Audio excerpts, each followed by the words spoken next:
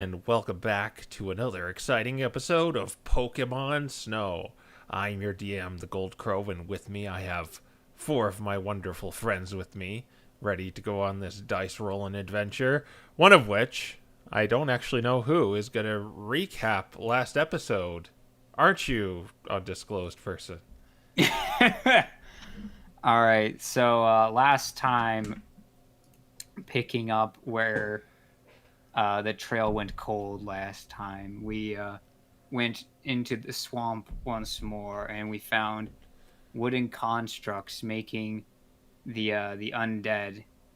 And we fought a few, broke, made them turn into splinters, all that good stuff. And eventually, we followed one of them back to a giant husk of a tree, which was sickly but still alive, kind of this limbo state, if you will. And a thwacky druid was commanding these wooden constructs and having them throw bones inside of the tree. And we got a little close and personal, saw his ritual. Then we went back to talk with the shaman in case he might know something about how it worked, or maybe if he could heal the tree. And he told us that he could not do these things, but he would help us come back and deal with it, and helped us strategize. After much deliberation, we uh, came up with a strategy to come in from the north and split up to two sides and start hitting them more or less from all angles and cause mass chaos, which which worked. And then the druid came out with a T-Rex monster, which we eventually defeated. And we found his staff had a aether attached to it, which we blew up, and now we are spitting bubbles. And we found out that the staff is cursed, but fortunately for us, unseen servants are stronger than Malcolm, apparently. They got him And at a moment of you know, vulnerability. yeah, then they got it out. Oh yeah, and Malcolm did smash up a good number of skeletons with their vulnerability. Oh, yeah, that too. All right. Yes, you could have a good recap, good dice brief. Yeah, you have a re-roll for the session. Um, Let us go back to the swamp. You are currently in front of this tree that still looks rather very reflecting the undead nature of the skeletons that emerged from it. It just looks sickly and dead, but it's still there, just like this festering wound in the middle of the land. Um, the bit of wild magic that Ira brought upon you by blowing up the aether crystal on the end of the druid staff has rendered you speechless and blowing out bubbles, pink bubbles. Uh, After your conversation, the shaman, Ira and Proteus, namely, are still able to somewhat communicate through minor illusion, uh, despite being afflicted by this. But I believe we left off with the shaman telling you, um, you can rest at my place, and I can see if I can do anything about this. Yep, and I believe our response was more or less nodding and dragging Malcolm with us. Yeah. Yeah. How are the rest of you, the ones incapable of minor illusions, dealing with this? Malcolm doesn't usually talk much anyway, so things are probably business as usual for him. Okay. And Dante, by comparison, he's definitely been trying to speak up here and there. Things were asked of him, but just continuously hit with that not being able to speak is it's throwing him off. Especially because he doesn't have anything like papers or anything to potentially write with and communicate that way. Okay. He says, well, I'll bring this too, as he points to the floating staff as well. We can figure out what to do with it later. But look, we should head back to my hut.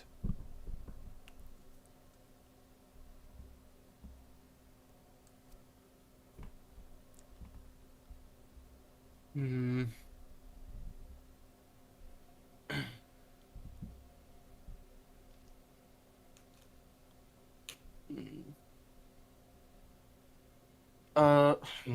Yeah, I guess Quick- that's what we do. Yeah, I mean, I don't know what else we do here. Okay. Who's trained? Well, I guess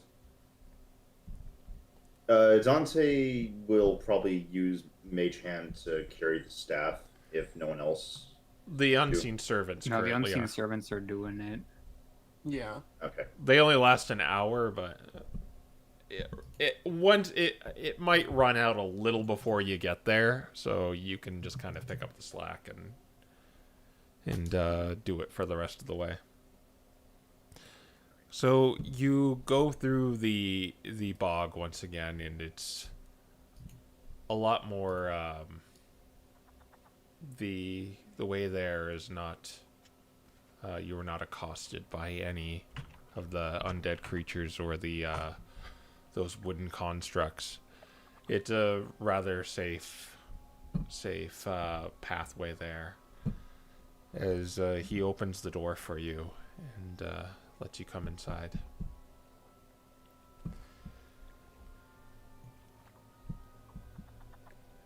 He says to you, to be perfectly honest, I don't know exactly what happened. So, I don't know exactly how to fix it. We could wait a day and see if it passes by. Otherwise, the best I can give you is possibly a healing potion.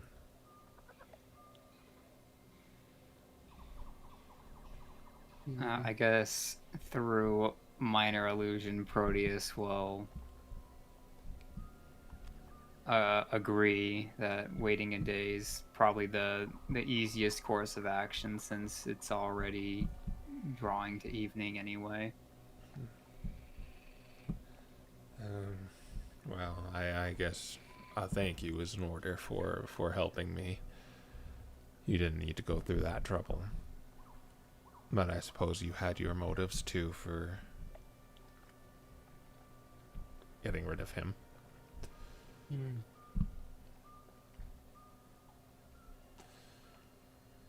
Dante gives a pretty obvious nod at that. But the offer still stands that I can offer you potions if you hunt down more of those slimes that are in the bog. As long as I'm here anyway. If you're ever back in the area, I could provide you with those. What is your next plan? Well, I was planning to lay low for a little bit and try again. With another demon? Mm-hmm.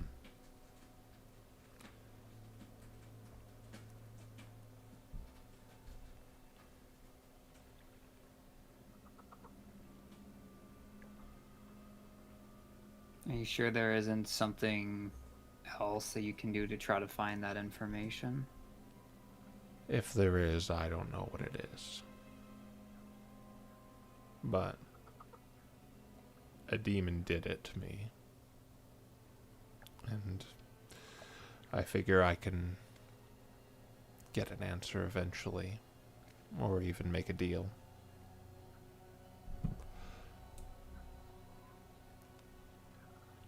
Now, what I know about them is they're tricky individuals. They will always try to make sure they're on top, but I've tried to negotiate it. I'll try to negotiate it. Just make it sound like they're getting something. That's if that happens.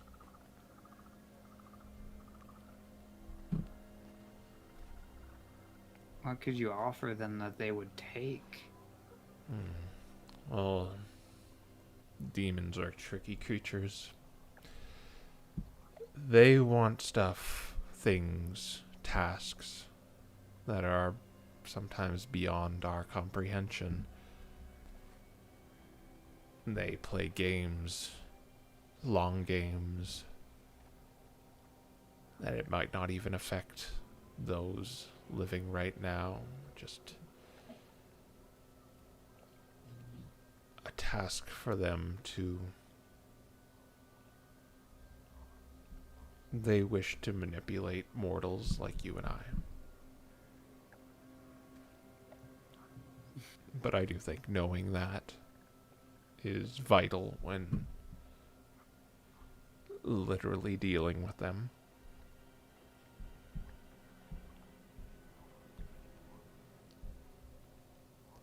Well, make sure you have a strict deadline of when they will send you back if you do.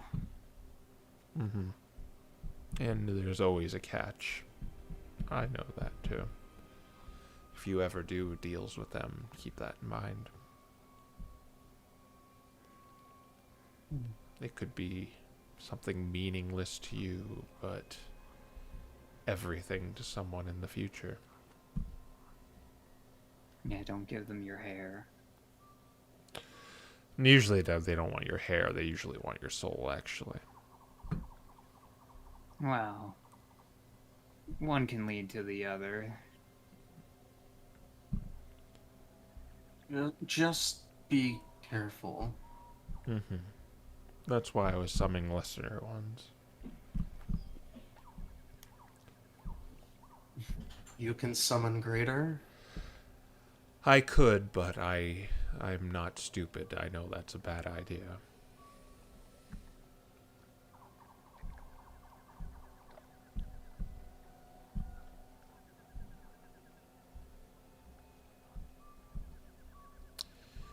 Well, As for this, I can look into what, as he points over to the staff, I can look into what this is and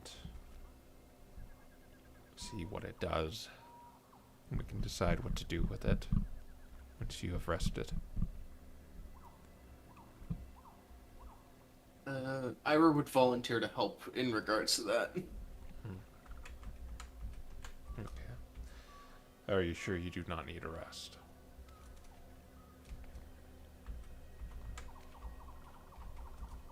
He kind of pauses to consider for a moment before just shaking her head.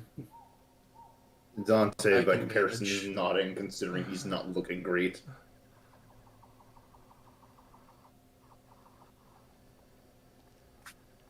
Okay, well, I should be able to manage it by myself. I won't. Touching it directly seems to be what triggers what happened.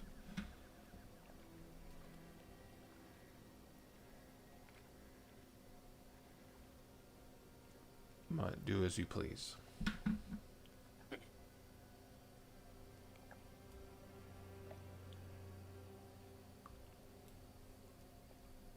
What do you guys wish to do?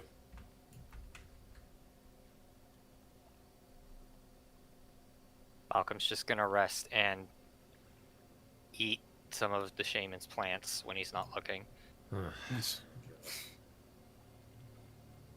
Dante's gonna try to rest, even if Ira might not. yeah, I'm resting. Ira's gonna see if there's anything she can kind of glean from this. Okay. So, what I will do is, if you decide to stay up an extended amount of time, I'll have you do a Constitution saving throw, and if you fail it, you don't get a long rest, and you'll take a bit of exhaustion. Would that be... Okay. I think I'm still gonna try and stay up, burn the midnight oil a bit, try and learn more about this thing. Okay. With that, you are able, and with the shaman, you are able to learn the nature of the staff. And it is called Blightbane, the staff.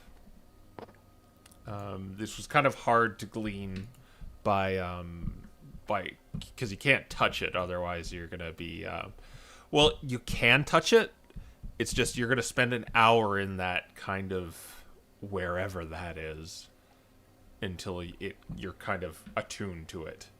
It automatically makes you attuned to it. And what it basically does, it allows once a day you can make a twig blight that follows your orders. Really?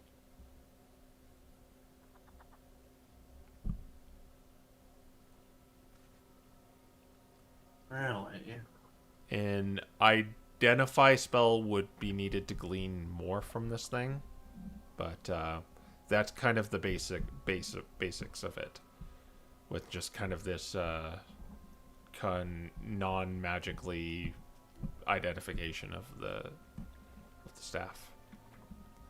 Is it fine to ask any additional questions, or no? Ira can. Just did something other. Let's see. It can be destroyed by Can be destroyed? by being thrown into being thrown in a fire for an extended period of time.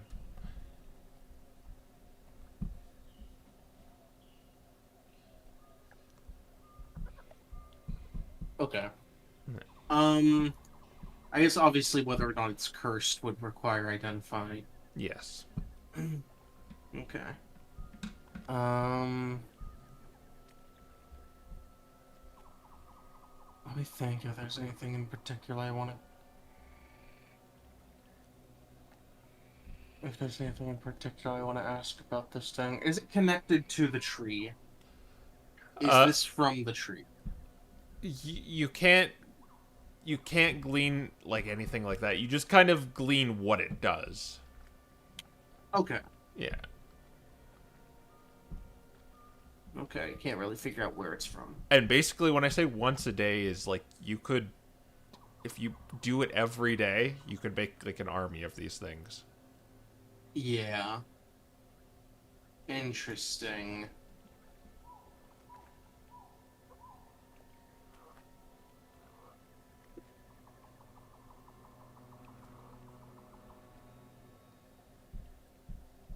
So that's obviously what that guy did. Yeah. It's over an very extended. And what you can also glean is, considering what you know about the Aether, it was being augmented, and it was more powerful. He made it more powerful with that. It's kind of in a... he might have been making, like... he might have taken a shorter amount of time to do all that. Mm-hmm. It's just its base use, you can only do it, like, once every day. Okay. Interesting. That is definitely interesting. Attuning to it might be dangerous. Okay. It might be worth keeping around, though. Alright, just don't touch it. Yeah. It just gives you a cloth. Mm-hmm. Yeah, should kind of wrap it up entirely, kind of stow it away. Until I can further identify this later. Right. And kind of, you could kind of hear birds chirping outside after you finish that. Yeah. Yeah. So do a Constitution saving throw. Okay. I'm probably not gonna pass this. Just a flat D20. 10. 10 is all you needed. You Oh, do, well, you don't get a long rest, but you don't suffer any exhaustion. Okay. Okay. Doesn't need long rest. Has scene slots. All right. Shortly after, damaged. everyone else kind of wakes up a few hours later. Bubble check. It's sort of like spluttering a little, but you feel like it's kind of wearing off.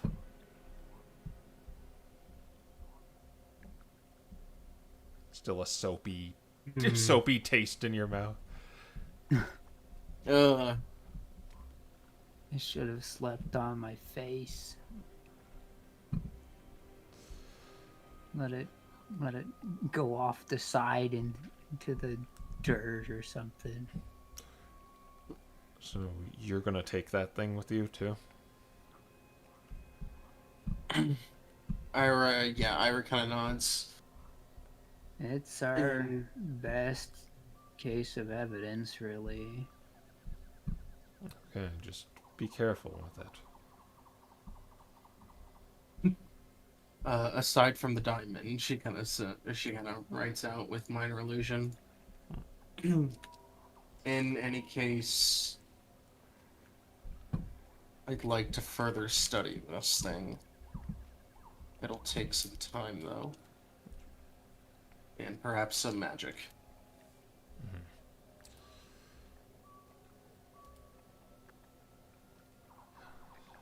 So is there anything else you need from me? I don't think so. I just hope that no one else will bother you out here, Aranos. I know that you never said your name. You didn't want to have one, but that's what I'm going to call you if you don't give me one. Do as you please.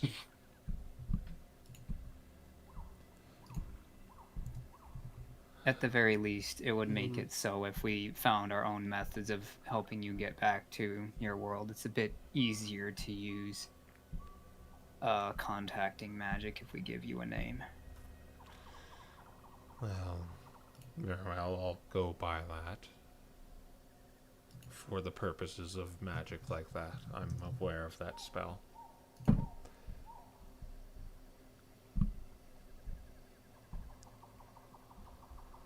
Alright, well, I'll leave you to it. Can you speak now? It's Malcolm wearing bad. off. Yeah. Let's have. So you're just in that state where like you do get stuff out, but like just one bubble comes out at the end, and it's Well, Periods are bubbles now. okay. I have spoken. Yeah, it's wearing off. What was we're that? glad it's not permanent. I just kind of shakes her head. I don't know. Is that something he did? The druid? It happened when Ira destroyed the crystal he stuck to the end of the staff. We thought it was the source of its power.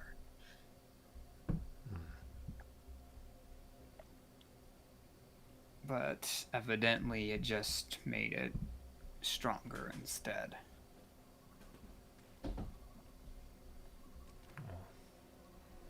Mhm.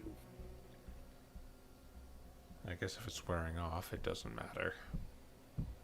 Such a strange effect. At least it's temporary.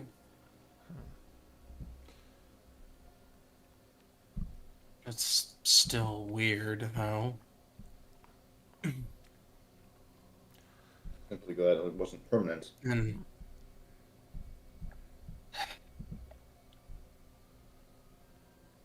yeah, well, if it was, there were likely ways to rid ourselves of the affliction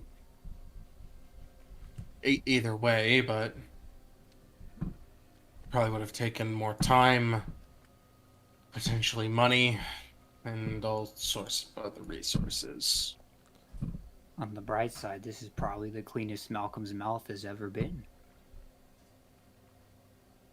Malcolm looks at him. Yeah, actually. I don't know, does Malcolm actually brush his teeth? Does he need to? Exactly. Hmm. Do you brush your sheep's teeth? I mean, my sheep also don't care about personal hygiene. Oh, there you go. Well, perhaps I should let you four be on your way then. Yeah. Hopefully by the time we make it back to town, this will be gone entirely. I don't think it needs to be said, but I'd rather you keep my presence here secret. Of course. That's the plan. We've got the diamond and we've got the staff, so hopefully they'll have no reason to come back out here. Very They well. wanted to keep this quiet, so we'll honor their wish, which will hopefully mean that they want no one out here.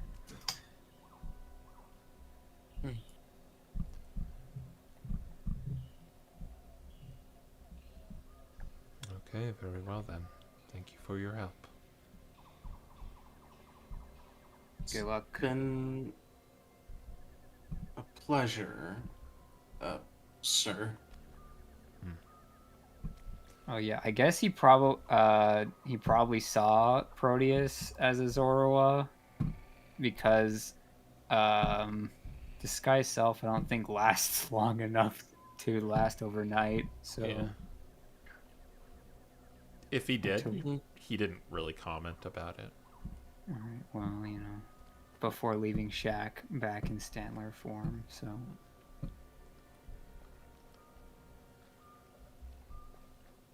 Okay. We'll making our way back to town then. All right. Yeah. Ira. Go on. So Ira is probably gonna wait for the rest of their group to file out of the little shack, Mm-hmm. and as she does, she's going to follow, but cast a final series of minor illusions to this guy. A sound at a whisper, just right next to the shaman's ear, saying,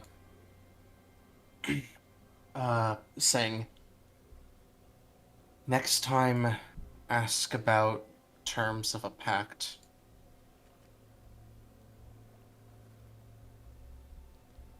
He looks a little confused for a moment, but looks back to you and nods. She nods back and then kind of leaves the. It kind of, yeah, exits and closes the door.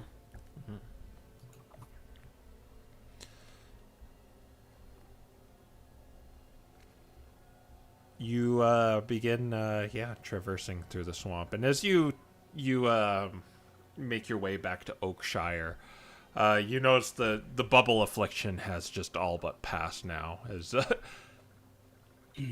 as like you start doing the like do re mi fa and no more pink bubbles seem to appear to be coming out of your mouths.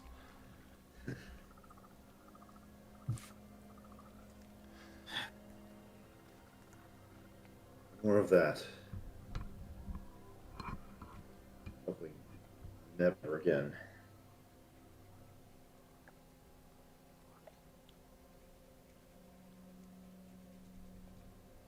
Can I have the friend Iris stick?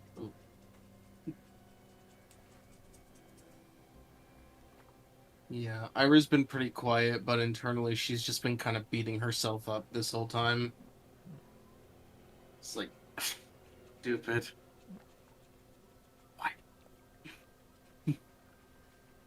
Just, yeah, very much like, why did you shoot the magic rock? What did you expect was gonna happen? Oh, well, failure is the best teacher, Ira. Yeah. Yeah, but we lost a potential source of information in the process.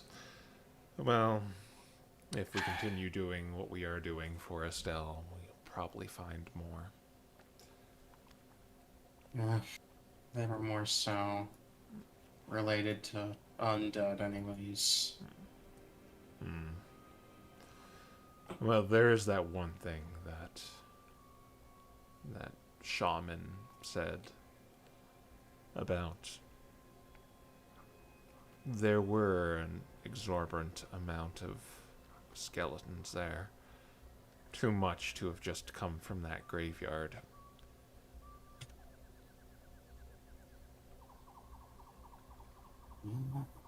Dumping ground, perhaps.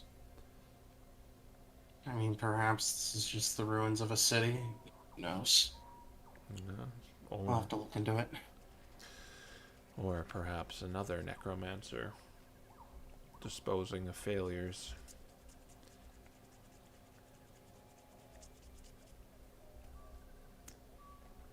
Well, that'd be a pickle, wouldn't it? 2 necromancers, more than.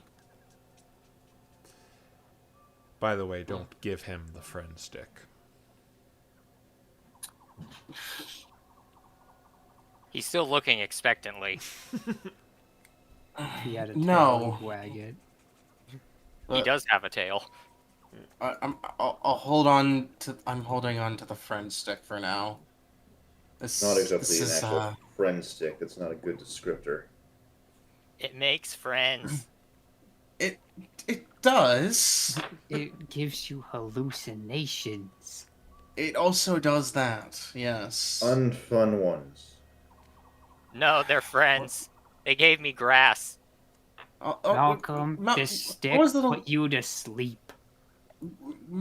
Also, what did you see, anyways? The friends were crawling on me, and I told them to give me grass, so they did. And then the pink legs Interesting. showed up. Oh, Yeah. okay. So, Malcolm, once again, as I said, it's not a friend stick, it's a sleep stick. Sleep's not bad. It is when you're trying to walk. Don't tell me about sleepwalking, Malcolm. He shuts his mouth.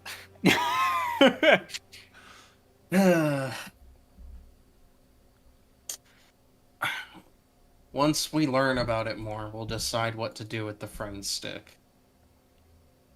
Do we tell the Natu about any of this? Probably not. The Aether is getting in the hands of druids now, who were not a factor in play before. We thought it was just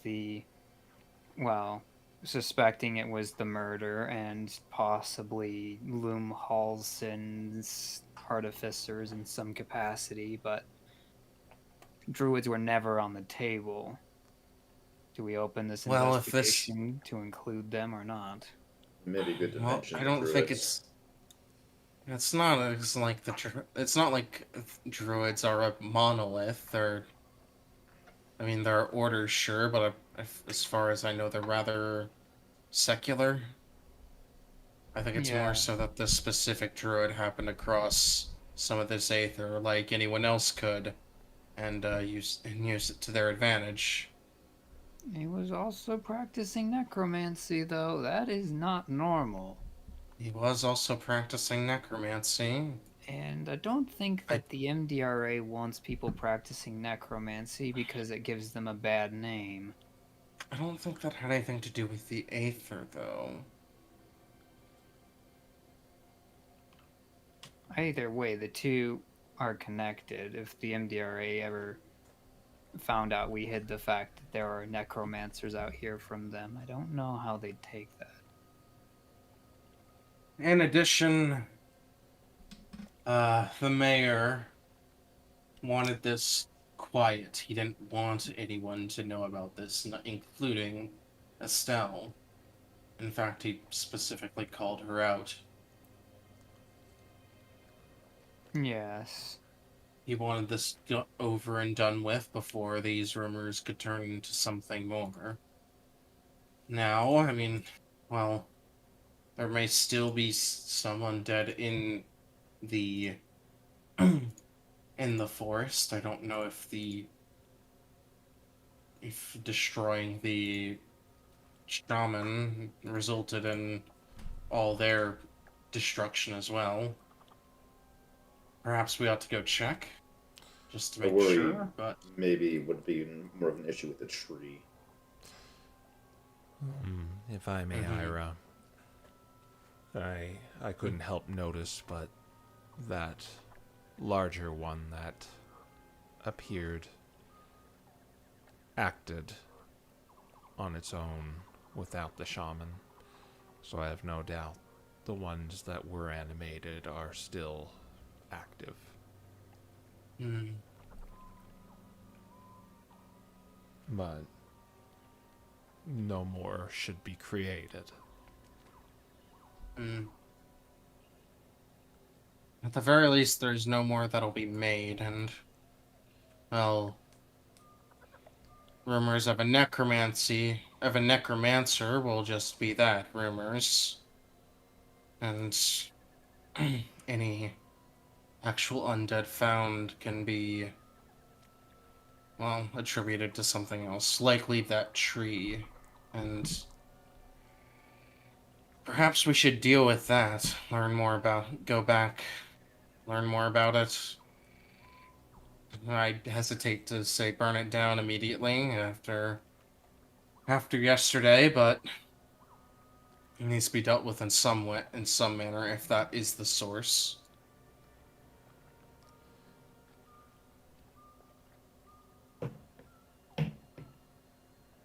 Greetings. What? Hmm? You turn around and you see there, floating but 5 feet from you, this small pearl-colored dragon with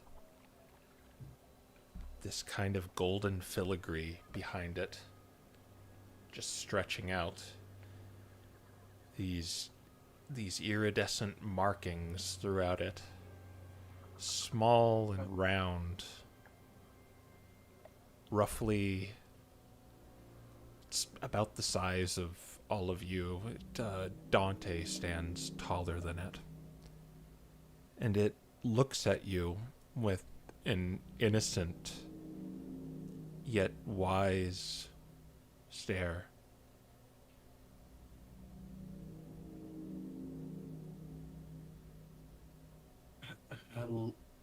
Who are you? There's no need for alarm. I am Kronos, the epoch worm. The what? I am from a place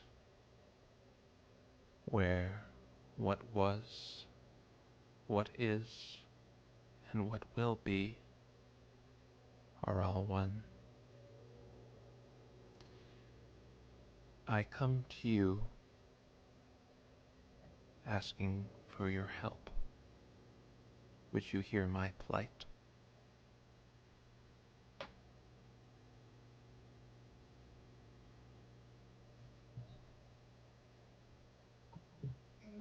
Sure, we'll listen, but no promises.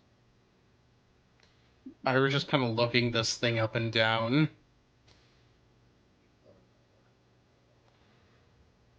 Be wary, Ira. Do you know this thing? That is a dragon. Well, They're, well, they're Pokemon. Dragon-type Pokemon who are descendant from them. It is a primordial being. What one is doing here is, it's fascinating. But beings of great power, as the shaman said, look to manipulate those that are it sees as below it.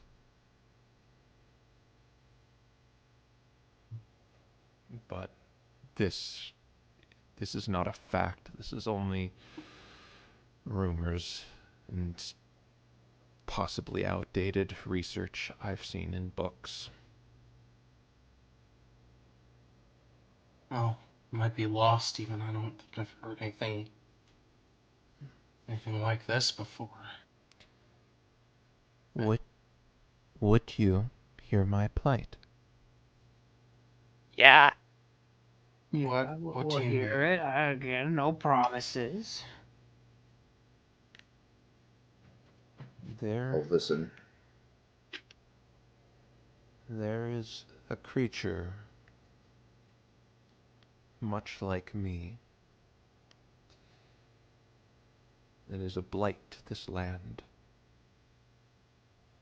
Two of them, actually. It is the spawn of an evil dragon named Belladonna.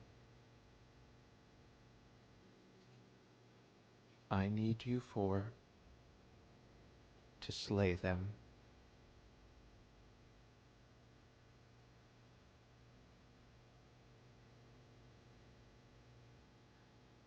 That's a very sudden and tall order. You do I will realize we got not. beat up by trees the other day, right? Yes, this is why I can help you.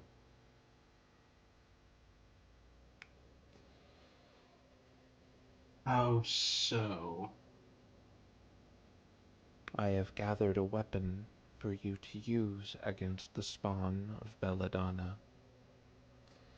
The small dragon kind of holds up his arms as kind of this kind of ethereal clock spins around as you see a sword materialize.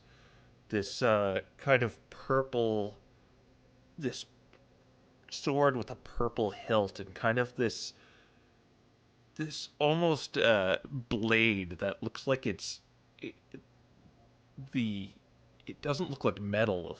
It has the shape of metal, but it kind of like looks like it's just kind of this like a lava lamp of green as the blade.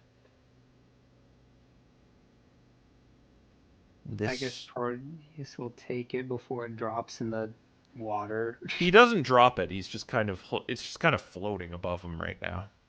Oh, okay.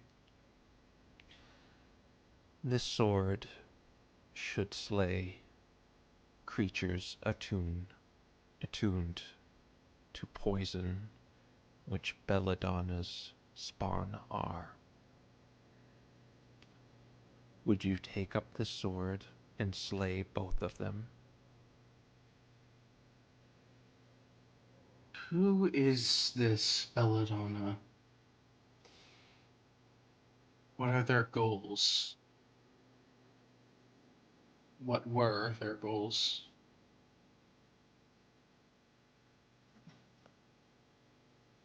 It was conquest,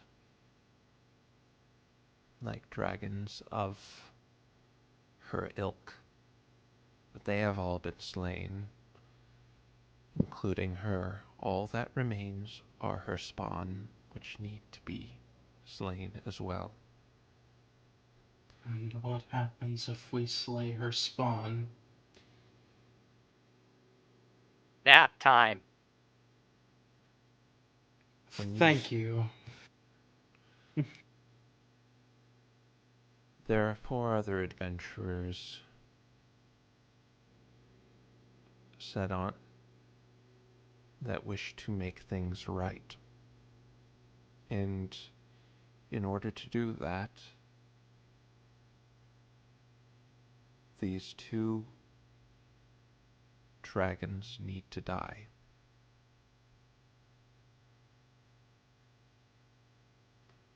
Make things right? Yes, I'm sure you've heard of what's going on the ice continent, have you not? Not really, no. This thing is connected to the ice continent. Are they connected to the aether? Yes, you could say that. You see, the dragons are made, well, let's just say their components make it hard for even me to track. But in their arrogance, at least one of their arrogance, I've been able to get a general direction on where he is.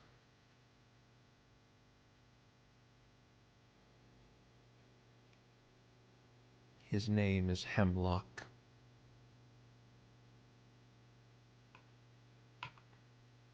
Oh. Well, I have figured out and assessed he is most likely in the city known as Iron Brooch, feeding off the pollution you creatures make.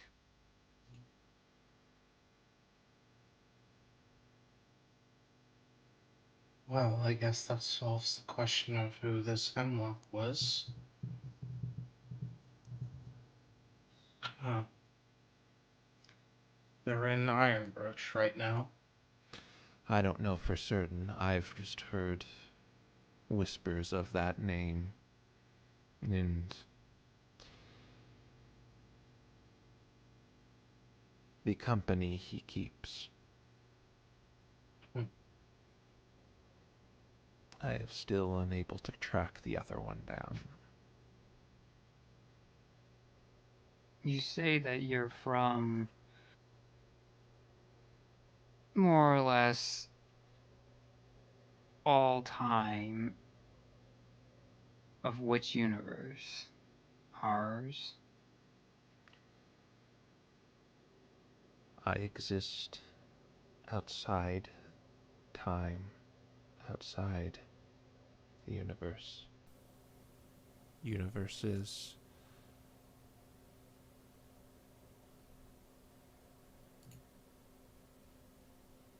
Then I have a proposition for you.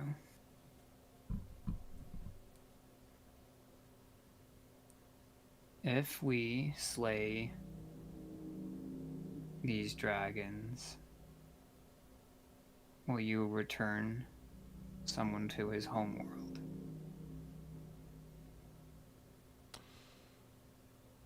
I cannot do that.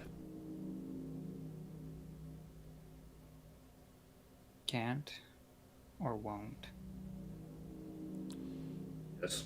The chains of causality bound creatures, you creatures, you will be pulled back in a short while after being brought to another time, to another universe. I can do it, but it would be fleeting.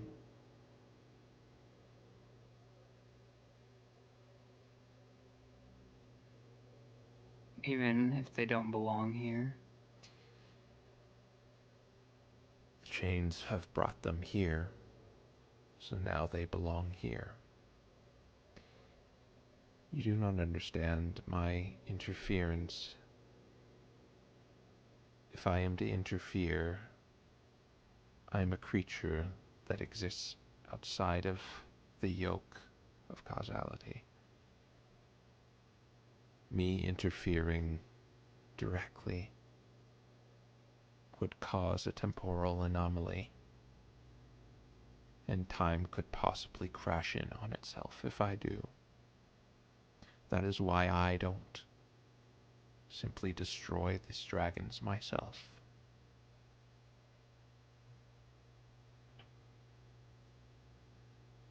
What happens if we attempt to break those chains? You will slowly forget about those people. If those chains are broken, that individual may freely travel throughout universes and time, but they will simply cease to be. They'll become a nobody.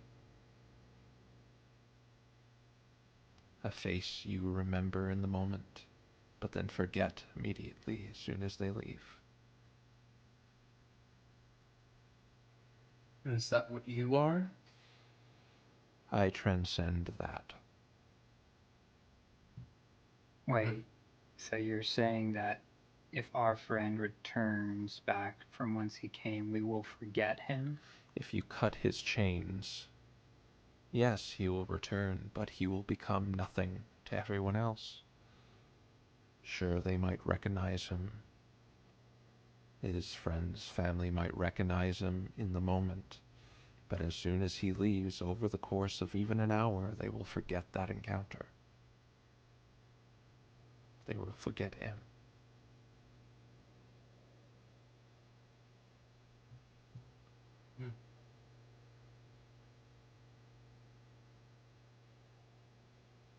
The dragons are bad, right? Yes, they are evil. Okay. Still only ask, why us?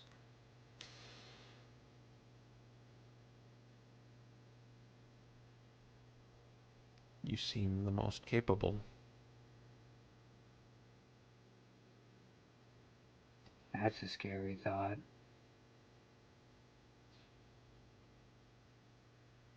Ari just kind of frowns. If you do not trust me, I can give you proof if one of you wishes.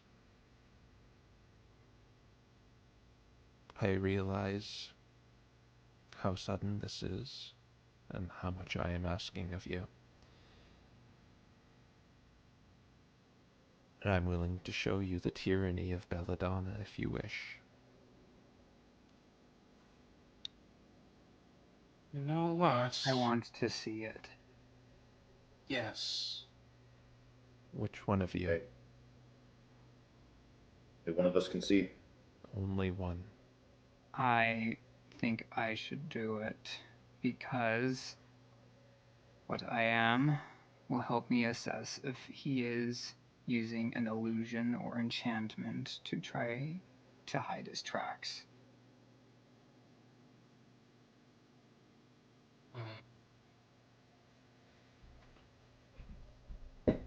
Agreed then?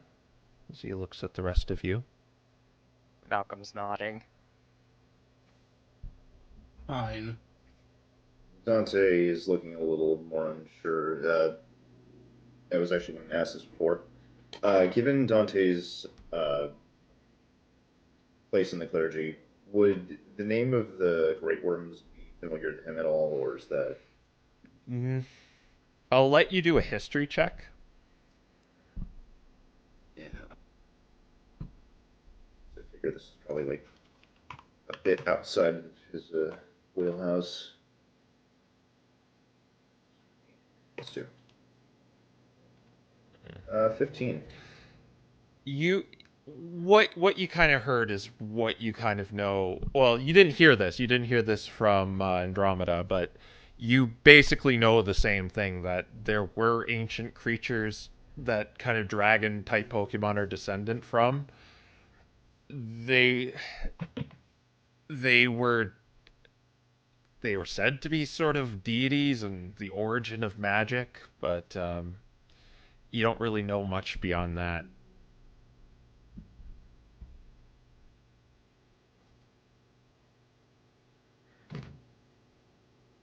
He sits there thinking on this for a bit before giving Proteus a nod. Think you're confident in that assessment?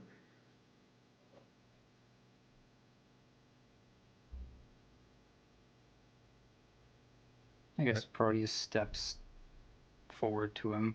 I guess, how big is Kronos, taller than Proteus or shorter? He's about the same size as you. Okay, so I guess he'll just stare into his eyeballs. He floats down. The sword is still kind of floating above him, just almost like with a mage hand, almost, it seems. And he reaches out his small claw. He's kind of a bipedal. He stands upright, and like he still has like the draconic features. Like he has like a tail and little wings and claws and a little toothy maw. But he just kind of extends his claw out to you. All right, and Proteus will touch it with his paw. All right. You just feel this rush of like almost your heart stopping for a moment as just kind of these just iridescent lines just kind of just feels like you're being like whisked at like 1,000,000 miles per hour until you end up in a cave.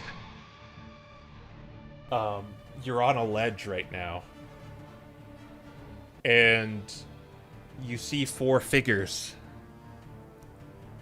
No, you see 5, actually. You see a Fennekin, a Ninetails, a Trico, and a Komodo. All fighting this large green... huge isn't the word, gargantuan is more the word, creature with malice in its eyes. And you see it dive under the water and begin breathing this large area of noxious chlorine to in front of everyone there. It misses a few of them. On the side, you also notice there's like a very rugged, scarred up Garchomp as well. And he seems to be fighting someone over to the left side of this cave.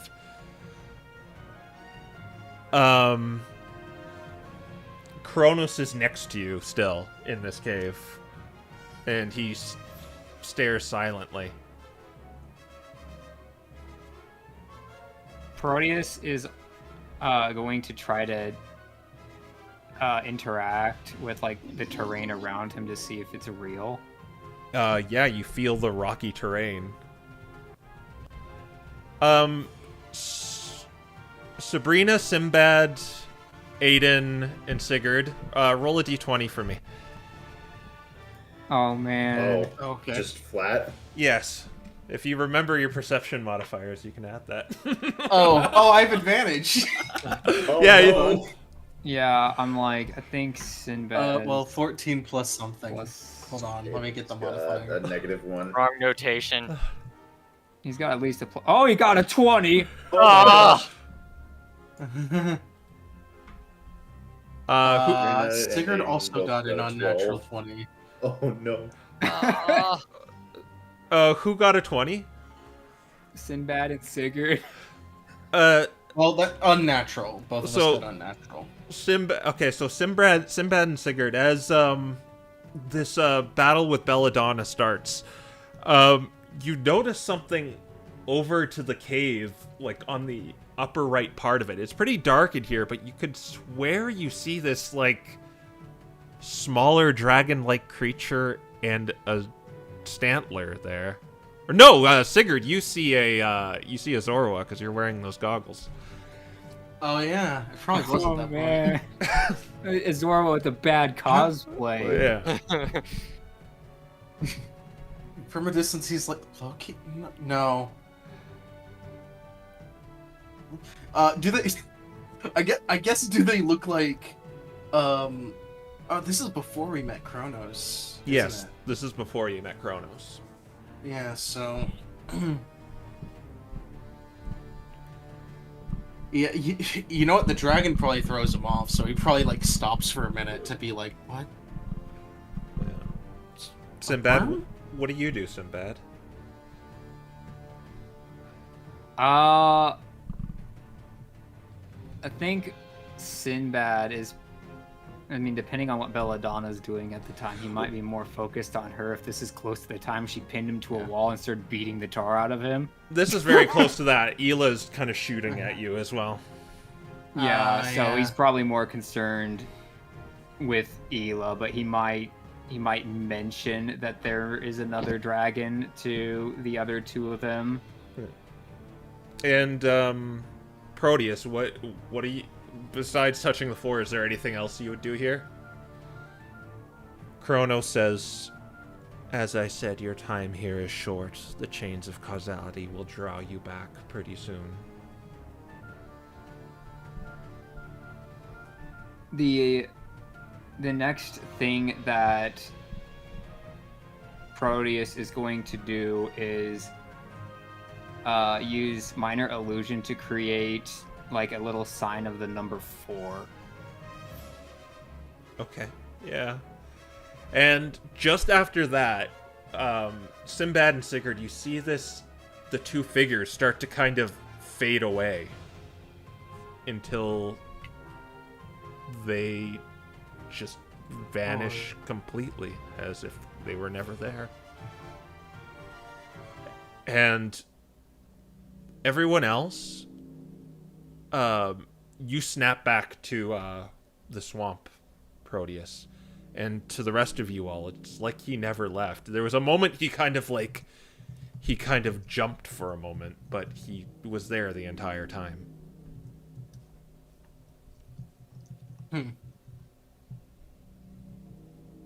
Anything? From what I can tell, I was witnessing the battle with Belladonna. I couldn't find any incongruencies with what was around me.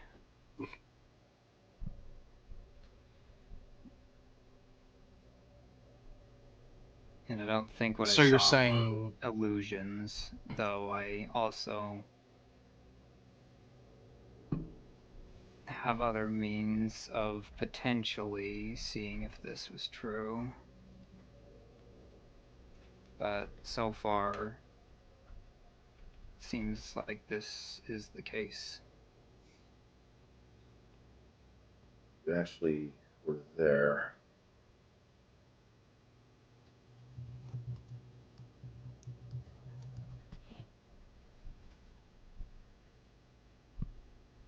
What happened all so in a single moment?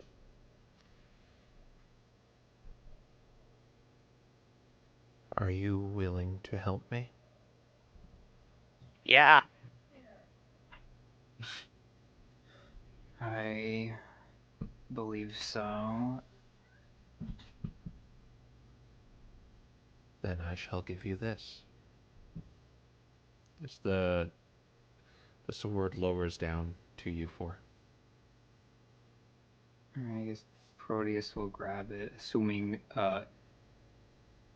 yeah, I guess I'll just grab it for now.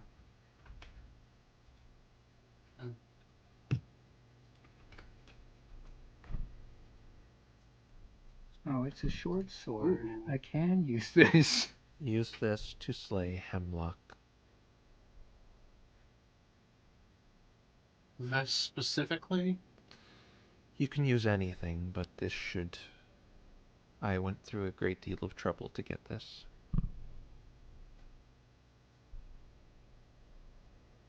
I see. Use Never seen anything made like this. yes.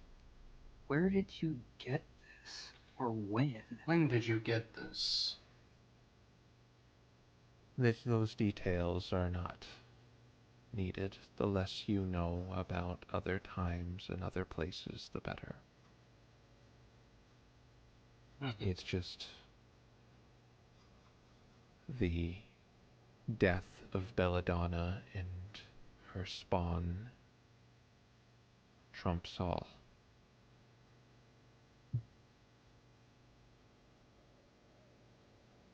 And drastic times call for drastic measures.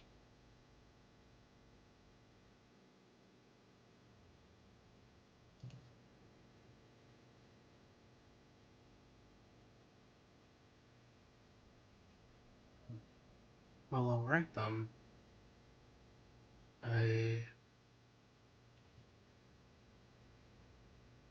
suppose we are going to be figuring out this hemlock anyways.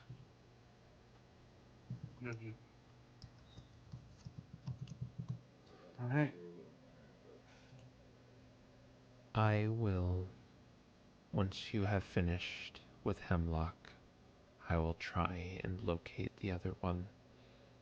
As I told you before, the components that make it, these dragons up, makes it difficult for me to find them.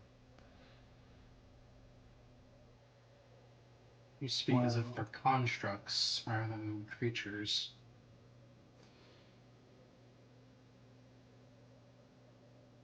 A matter of speaking.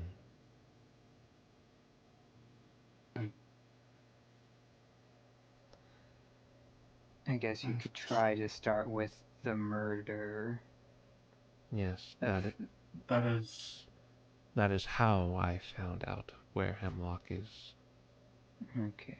Do you think that these two would work together or against each other? They are working together. I know the murder and Hemlock are, but I know nothing about the other dragon.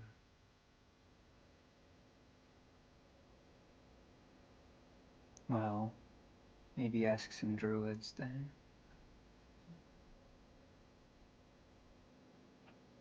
Delta just gives Proteus a somewhat confused glance. What? Proteus shrugs. I mean, druids doing necromancy is really strange. Not this strange, but it's in the ballpark. Well, with that, I will say farewell. Please make it a priority to slay this dragon.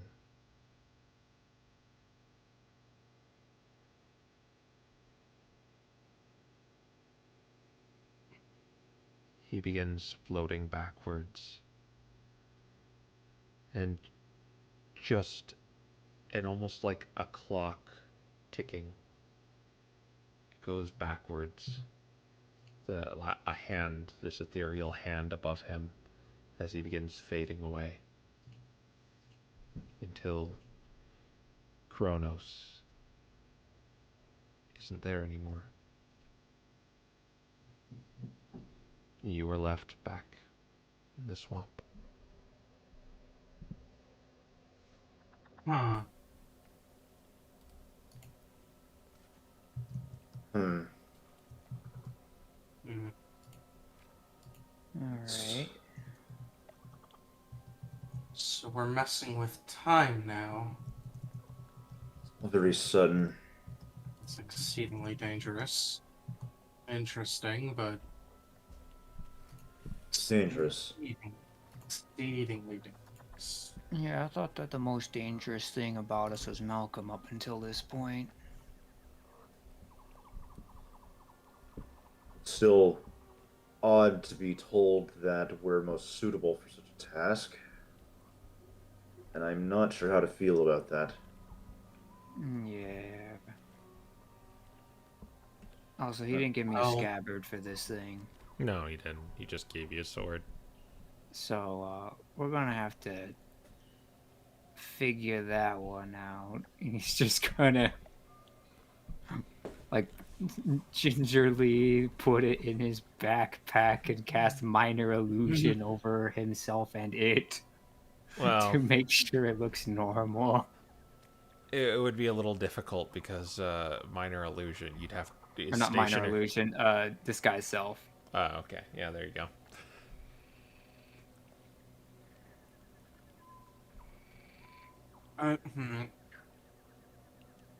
Being handed such a thing and then simply told murder whatever these dragon offspring are. It has a plan for us, which may or may be a good thing, maybe are the cause of our demise. Unfortunately, it's hard to tell with something that ethereal. Godlike in nature, even. Kronos just didn't come Perhaps off even- as malicious in any amount, right? That's for you to decide. He just kind of was this monotone. He looks innocent, but he has kind of this wisdom behind him. I mean, I'll be honest, I don't trust him, but at the same time, we're going for Hemlock anyway, and I think worst case scenario, we give him the sword back after we take him out. Hmm.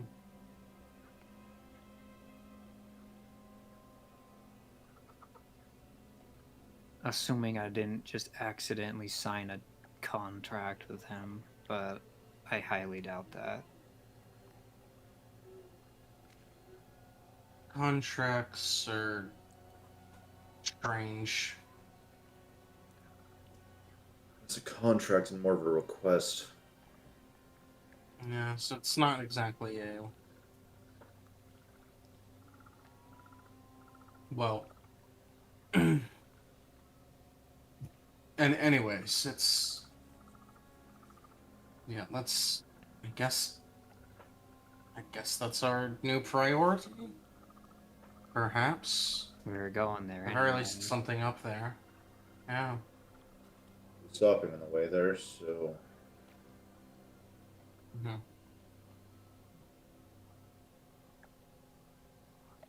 it gives us another reason to stop before our final destination. Mhm.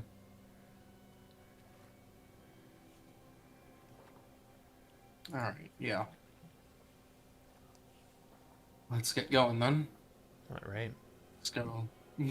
You press through the swamp until you cut through the sloshy mangroves, and you see in the distance the small little town, little outpost of Oakshire in the distance, and you begin heading towards there. Mhm. I guess we'll Report to head the back mayor. to Alright. back to Mayor Walden with Yeah, the diamond. yeah, first things first, we need to go to Walton. All right. As you go through Oakshire, you hear something strange. It sounds like someone singing in this really awfully. Oh no. Oh, It's Kira, isn't it? The lyrics you hear specifically are Anna's hero agency, she's the queen of quests, collecting all the gold, she's better than the rest. With a grid so wide, she'll hear your plight. Anna's here to save the day, morning, noon, or night. Need a hero fast, no time to delay. Anna's on the job, she's on her way. Just sign the contract and pay the fee. Anna's Heroes Agency is the best you'll ever see. think that we just made a patron. She's not signing us up for work, is she? Oh no.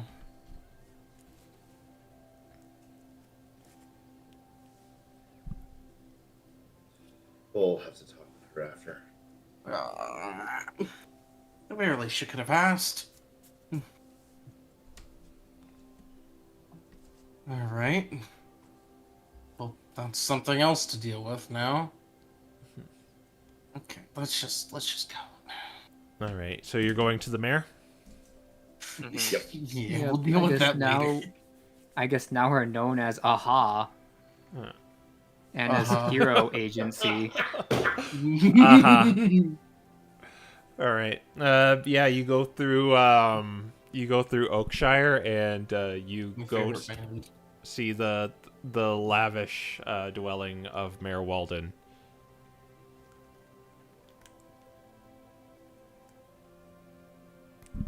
Yep, there it is. Yeah. Yeah, I mean, yeah, we're just gonna go in. He said that he didn't need to keep the diamond. He just needed us to show him it, right? Yeah. Do we want to hold on to this, or He said he wanted it, but then he told you like he just needed you to possess it just to prove you dealt with the problem. Yeah. Oh, Guess we'll just. Yeah, well, I guess if we're in his office, somebody will just put it on his desk. Because he didn't Yeah. really want you carrying like a body into town, because then people would Right. know. yeah.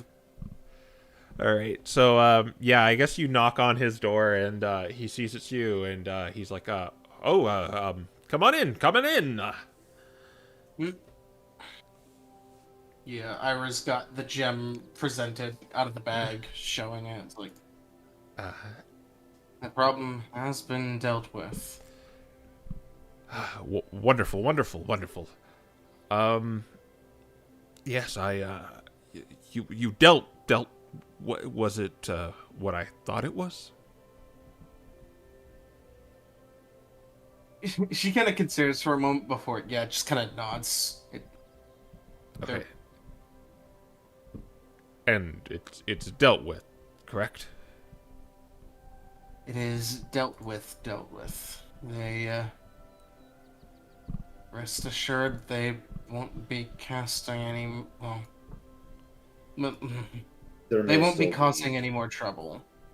There still may be some remaining undead in the swamp, though. But they just No need more to be cleaned necromancer. up. All right. They just need to be cleaned up. There's no more practicing occurring anywhere. I can. Travelers passing through should be able to reduce the numbers on their own. Okay. Then I guess a deal is a deal. He slides you over a little satchel of gold. There's 50 gold in there. All right. Just gonna mark that for now. And may I ask where you are going? Well, seems like Iron Brooch is our next destination. Well, my coffers are drying up, is why I couldn't offer you anything more substantial. Is there anything you would like in Iron Brooch? I could get you a meeting with Cedric, one of the leader of the Steel district, or would there anything else? Would you like a meeting there, or you seem like adventurers?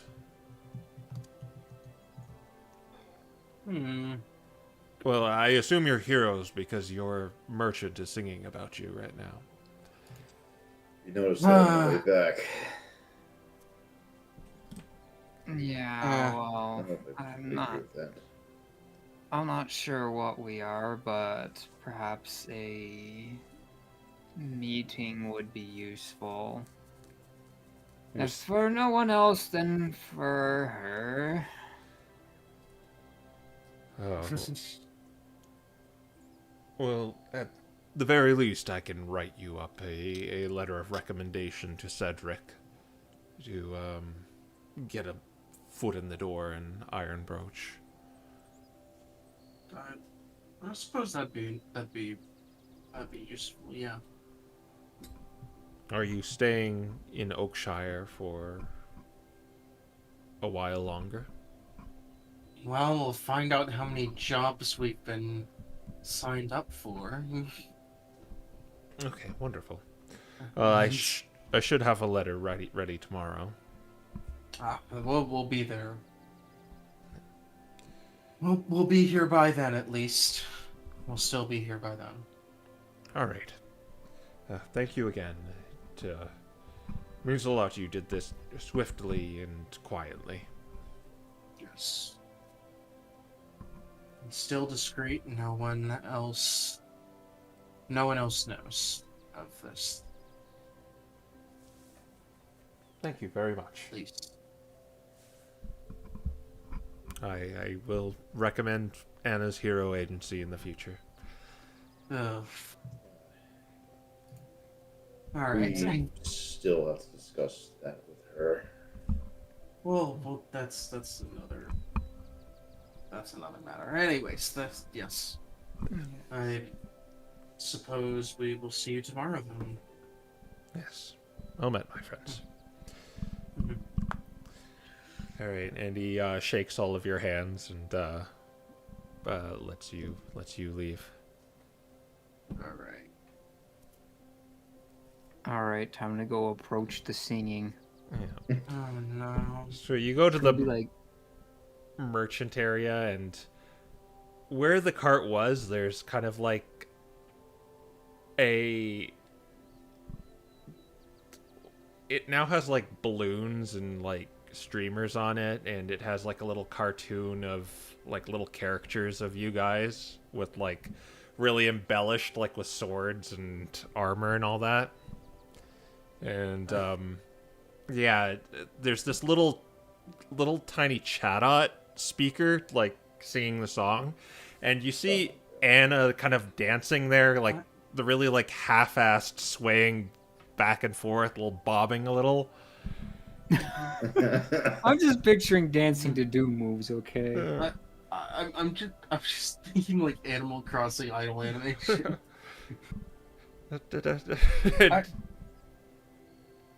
What on earth is this? When did you get all this? Oh, hey guys! Oh, you're probably wondering about the whole little. Yeah, come over here. Anna's Hero Agency. She's the queen of quest. And there's just kind of like some people staring at her and just kind of walking by.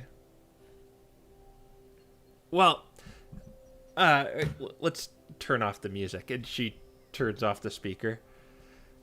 Well, I decided. Well, it's really difficult to compete with the Kecleons. It's almost just a fool's errand. They have a stranglehold of the economy here, and they rule through intimidation. Did you know that? Everyone's like, oh, don't ever make Kecleon mad. Well, I have no chance of just peddling rope and tents and stuff, so I decided to open a hero agency. That's where you guys come in. I called you heroes just because I thought a bunch of villagers from Booneyville wouldn't be as marketable. But you guys are just doing stuff for people anyway, so we can do it for a price now. And I even made this little ditty. I got the speaker for a good trade, and she turns out the speaker again with her song. Begins like dancing to it. That just got one arm crossed and the other just covering his face. You know the acronym is AHA, right? Yeah. Oh, that's real good. I suppose this is a research outpost, but when we move on, I think we're gonna make the gravy train flow. Mm-hmm. Have you gotten any job offers? I guess. No, like I said, you've probably dried all of them up. You've been doing stuff around here. But that's good. Now we have references. Yeah, I guess that's true. What, are you gonna because... ask the mayor to write up a review? Oh, you did something for the mayor? Yes, and he did. We got the dog. Yeah, we got the dog. Oh, that Kira, right? That's her name. Yeah, she came by here. She wanted to see you guys. Really? But you're okay with alright. what I did, right? I think this is a good business venture we're going to be going on. I would have preferred to have been asked. Okay, I'm asking now.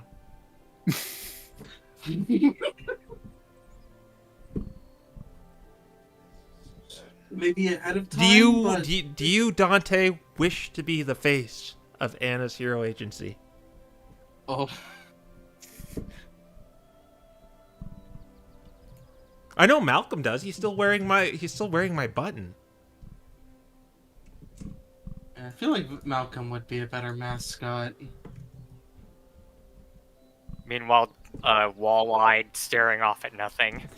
There's a certain charm to him. Easy to sell merchandise. It's just cotton. Oh. Yeah, I can see it now. Malcolm plushies. Plushies. And pillows. And pillows. Okay, now we're talking. Yes, pillows. Now we're cooking with gas. And If he's you a start sleep stealing my family's therapist. business, I am going to hurt you. And he's a sleep therapist, so he can approve his own pillows. Claudius, why are you encouraging Yeah. this? Okay. What do you want? Okay, you're right. Dante should be the face of it. No, I think I should. Yes. Everyone will be counting me when they're going to sleep. Yes. Okay. Your fleece grows back pretty quickly. I think we should get some pillows in the old stock list. Okay. Don't cut off my tassels. Ira cut off one of my tassels. It already grew back. Don't do that. I don't like it. Oh, I'm no expert on shearing. I'm good at pitching and selling. I'm sure Ira can do that again. No.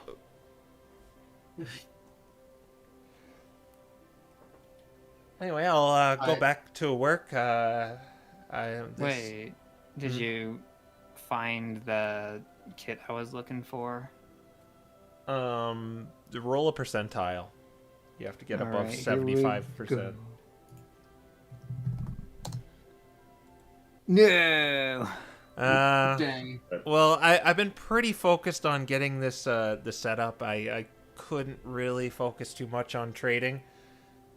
But it should eventually come. I mean, who could say no to this? Eh. I suppose getting a disguise kit would help you with merchandising in the long run. So, I guess we'll call that phase 2. Are we doing costumes now? No, We're not mean- doing costumes. we're not doing costumes. No, she's already got shirts, you. and buttons. I say you already have more or less a distinct look. Simple but recognizable. You know, we can maybe put that on like a few of you on a lunchbox or something, maybe.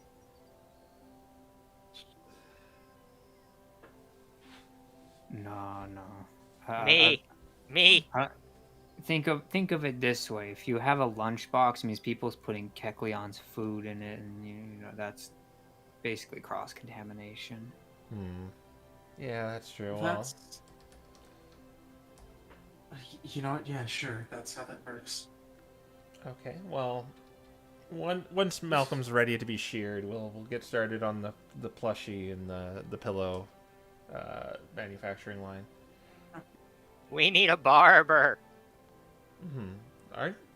Where didn't you do that, Ira?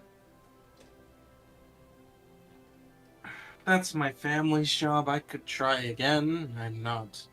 It's not exactly I'm not exactly good at it. Not as good as my brothers. Well, Although, maybe you'll warm up to it. It's in the family. actually, is there a pair of shears around somewhere? Yeah. Ada kind of digs through her stuff and pulls them out. Oh my gosh. Yeah, she's gonna cast Unseen Servant, and suddenly the shears start floating in the air. It's like, although, honestly, I'd probably have a steadier hand doing it this way. Let's hold off on that though. Which kind of sets the shears back down. The invisible barber, Malcolm. What do you think of him?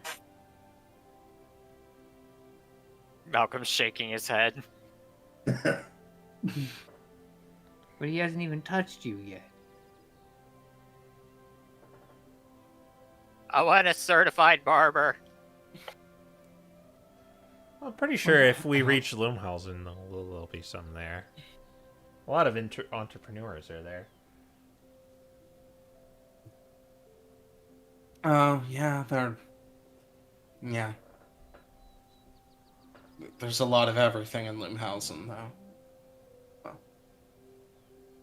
But I kind of hate the idea of outsourcing a barber.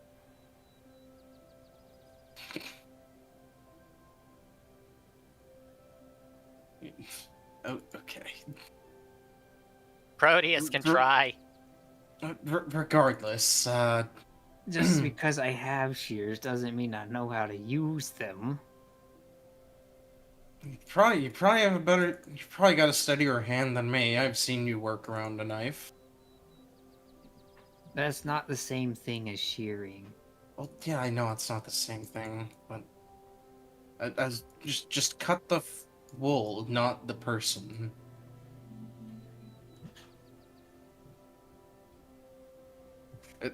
Anyways, Yeah. Well, I'll we're go, thinking of going to. Oh, I'll go back to my little ditty I got going on here. right. We're thinking of going to Iron Brooch next. That's. Oh, wonderful! Well, it's quite polluted there. If you didn't know. Mm,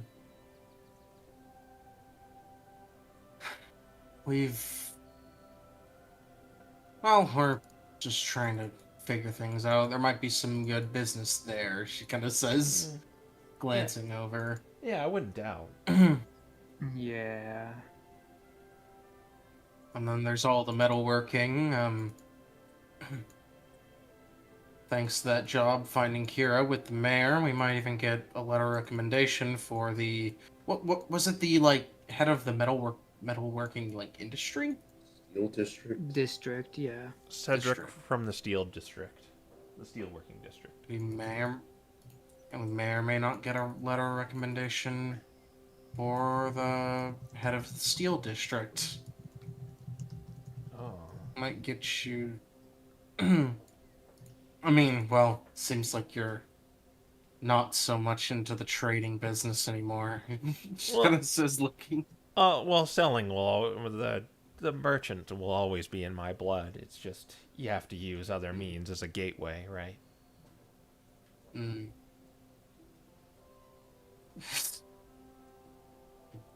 I was just, yeah, in her head, just go. I cannot believe she's turning me and she's making me marketable, monetizing our abilities. And it sounds like she's trying to pay you in exposure as well.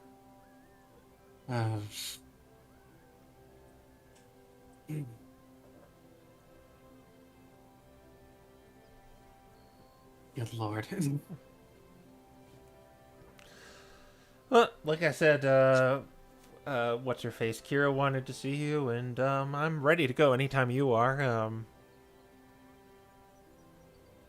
Alright, we're probably setting out tomorrow then. Guess we should go talk to Kira in the meantime. If you wanted to see us, we should. Yep. wrap up anything else we got in this town going on. All right, let's head over to Akira then. All right. Kira was in kind of the small like research building. She had her own personal office. You have to kind of go there and ask to see her, and you wait a little while until just kind of the chain of command there allows her to see that you guys are here, and you see the little yamper wearing a lab coat come out and say, "Oh, it's you guys. Come this way. Come this way to my office. To my office." All right then. Yeah. You make your way down the meandering hallways until you get to her office with the door that she lets you all in and closes. It's still like kind of cluttered in here. There's like piles of paper. You see Fido in little cage again, Malcolm. Yes. All right. Well, thanks again for what you guys did for me back there. That was really helpful. Did you use the bamboozler yet? Yeah. How was it? Made them all blind. That's great. You should use it more. It does all sorts of things. But yeah, you just need the slimes to power it. But that's besides the point. There is let's just say there's another researcher that I told about you guys and how much you helped me, and he wanted to talk to you. Oh? Yeah. Are they here? Oh, no, they're not. They're all the way in Loomhausen. But check this out. Move through this crap right here. Just move that paper on the side. Don't disorganize that, all right? Just try to keep it in order. Push it over. Okay. She brings you over to this kind of capsule with these like 3 prongs at the top of it. And she says, in this, she says to you, "All right, let me introduce you to one of our leading experts in Mystery Dungeon studies, Polly. He's been working tirelessly on a project that could greatly benefit from you four." And she flicks up a switch, and this blue light just kind of begins coursing through this machine until the 3 prongs kind of arc out this lightning, and it kind of goes up in this radiant greenish blue light and just kind of expands, where you see this very angular, almost duck-like figure appear in... It very much like looks like one of your illusions, Proteus, when it's discovered, where it's kind of like transparent. But you see that in the above this capsule. He says, Polly, could you hear me? And the hologram kind of like flickers a little, and you hear a voice say, "Affirmative, Dr. Kira. Audio and visual communication are fully operational." Oh no.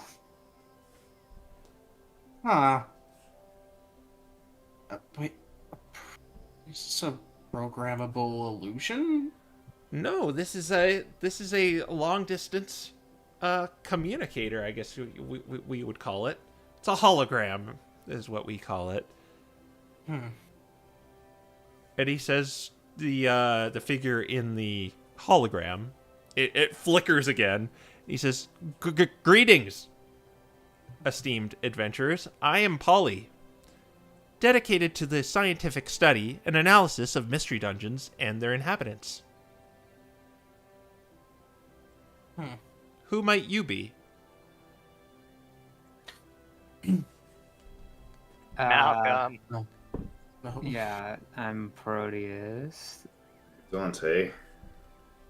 It's a pleasure to meet you four. Kira has informed me about your deeds with her and how you assisted her with the oozes and slimes in the cave to the west of the city, or of the outpost. And, well, I've heard intriguing rumors about feral Pokemon and other creatures appearing outside of mystery dungeons, which is highly unusual and concerning. Your expertise and bravery in the field has piqued my interest. Your encounters with these feral creatures presents a unique opportunity for data collection and analysis. To facilitate this, I have developed, and he kind of looks to Kira, specialized scanners, which I will provide to you. And you see Kira pull out these, just almost these, like, 4 sticks with a, like, kind of this cube on the end that she hands to each of you. Huh. Scanner. These scanners What is this? These scanners are designed to capture detailed information and aspects about the creatures you encounter. Each scanner can collect data on one of 5 distinct attributes of Pokemon encountered in mystery dungeons, or these creatures I've dubbed anomalies. The 5 attributes they can scan are animus, hair, bones, fluid, or organs. Animus refers to the life force or energy of the creature, providing insights into its vitality and magical properties. Hair samples can reveal genetic information and potential mutations. Bones offer structural data, showing how a creature's physical form may have adapted or changed. Fluid samples, such as blood or other bodily fluids, are crucial for understanding the metabolic and chemical process. Lastly, organs provide a deep look at the internal functioning and significant alterations within a creature.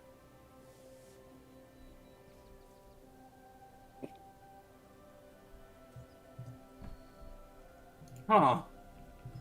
There's scanners, though? Yes, after you slay or subdue a creature, or it's after you slay a creature, the way it works is you can use the scanner to scan one of these aspects. It can probably only handle one at a time until we make some more breakthroughs with it. It's a very short window of the transition from life to death, and you can probably only get one of these things each. But this data is invaluable for my research, particularly for a project I am calling the Kaleidoscape.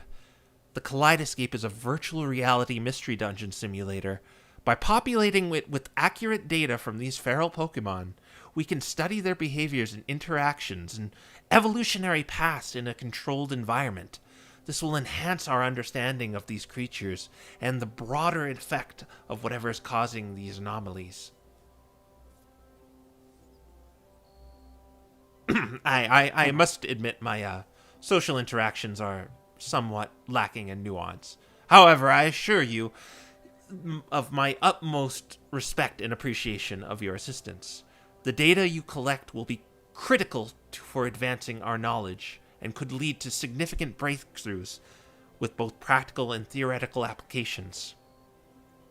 Proteus is going course. to take out one of the bones he has, and he's going to scan it. Oh, It it has to be a little more fresh, my friend.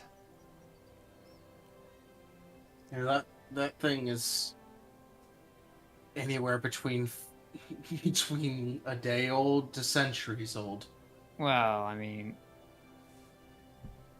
it was recently part of a anomaly, I'd say. I will be able to, if you wish, I will be able to interact with you four through terminals throughout the air continent in research outposts much like this. They're in all of the major cities. But if you reach Loomhausen, you'll have the opportunity to meet me in person at my lab, where I can demonstrate the kaleidoscape and further explain the significance of our work. Are you If you don't mind me from asking. Oh, the academy? The Academy? yeah. You mean the Mystery Dungeon Research Academy? No, The I MDRA, mean yes. the Loomhausen Academy. Yes, I am. I work for the Ditherium Corporation, though I am more or less solo for my own pet project here.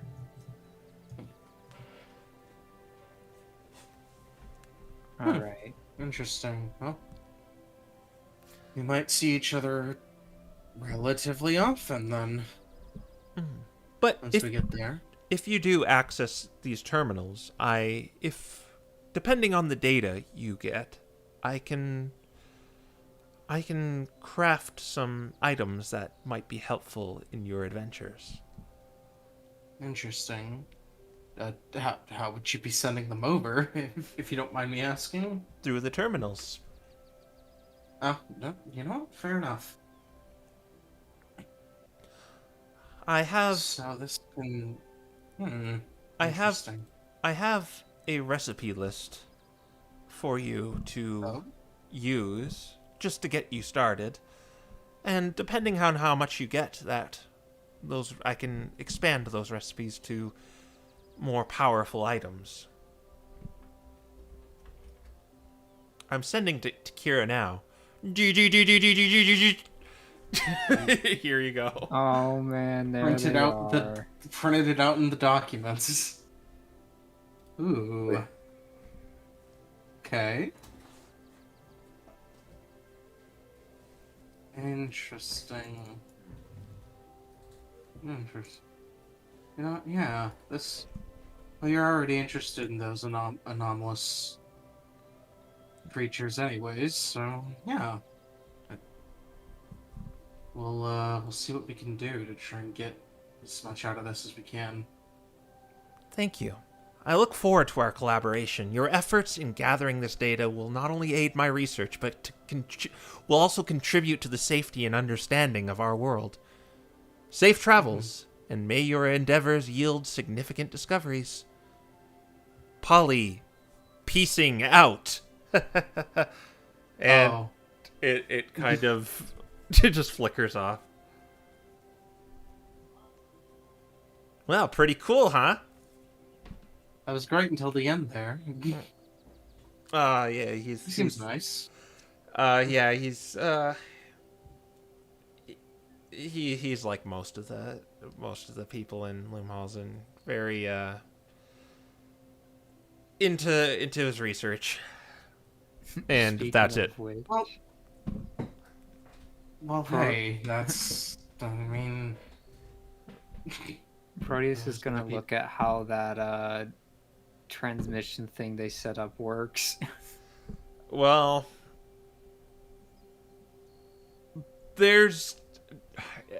it's kind of just like alien technology to you. Ira would probably have a better understanding of it, seeing as how she studied at the school, but this is kind of cut from that cloth of the kind of stuff they develop weird stuff like this, Ira, so you're probably the least surprised by something like this. Yeah, she's like, oh, I probably saw... She probably saw, like, a prototype of this a while ago. It's like, oh, it's that guy. Yeah, you might have actually like seen him like going through the university sometimes, so you're aware. Like when you saw this guy, you're like, oh yeah, I remember that guy. Oh, that guy. I imagine Dante's probably the most confused of three here. Well, Malcolm's, wall-eyed. Malcolm Yeah, is yeah, chewing. it's, Malcolm is chewing on the scanner. Oh no! Yeah. Hey! Oh, Meh. well, yeah, they're rather interesting. I believe they Well, it's a combination of all sorts of things. Actually, yeah. Would she know about this thing? What would she know about it? Why don't you do? I'll make it either history or arcana. It's +5 either way. Yeah. Man. Oh. 1. Yeah. Despite you going there, you don't really know anything about this sector of making like contraptions like this. You were probably more into kind of learning magic theory. Mm-hmm. So this is probably out of your Magic. your wheelhouse. She was a lot more into magic theory than magic application. Yeah. She's like, well, this is. I don't think I know how this. I don't think I ever learned how this works. Might have seen it at a fair or something. It was a project showcase, but I must have overlooked it. Kira says, "I don't know much about it either. He started sending these things to the other cities.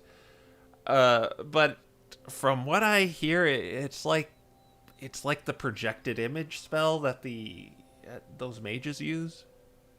But it's a lot different Makes sense. in a way. Display Probably spells. it seems like a combination of some sort of illusory projections. The capturing of the audio or of the image is the most interesting part. Is it only one way, or could he see us as well? He could see you too. Really? Huh. Where's the camera? Move aside, sending slate. Yeah, that's the most beautiful part about it too. It's not even magic. It just proves this power of science will... Who needs those mages when we're making developments like this? Well, Whoa now. Well, for one, there's this little thing called wires, and if this thing, he points at Malcolm, bites one, you're done. Yeah. There's a little bit of security to be had in having both on the line.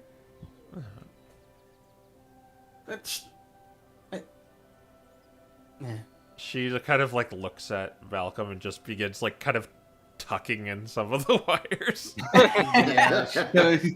Yeah. Are any of them coated with green? Like, Oh, no. She shoved them in, and it you Doesn't saw red and yellow maybe, but Oh, those aren't appetizing. Malcolm is going to get himself electrocuted at this rate. It's going to be funny, though. do you need any instructions on how those scanners work? That'd be a good idea to kind of go over them real quick. Okay.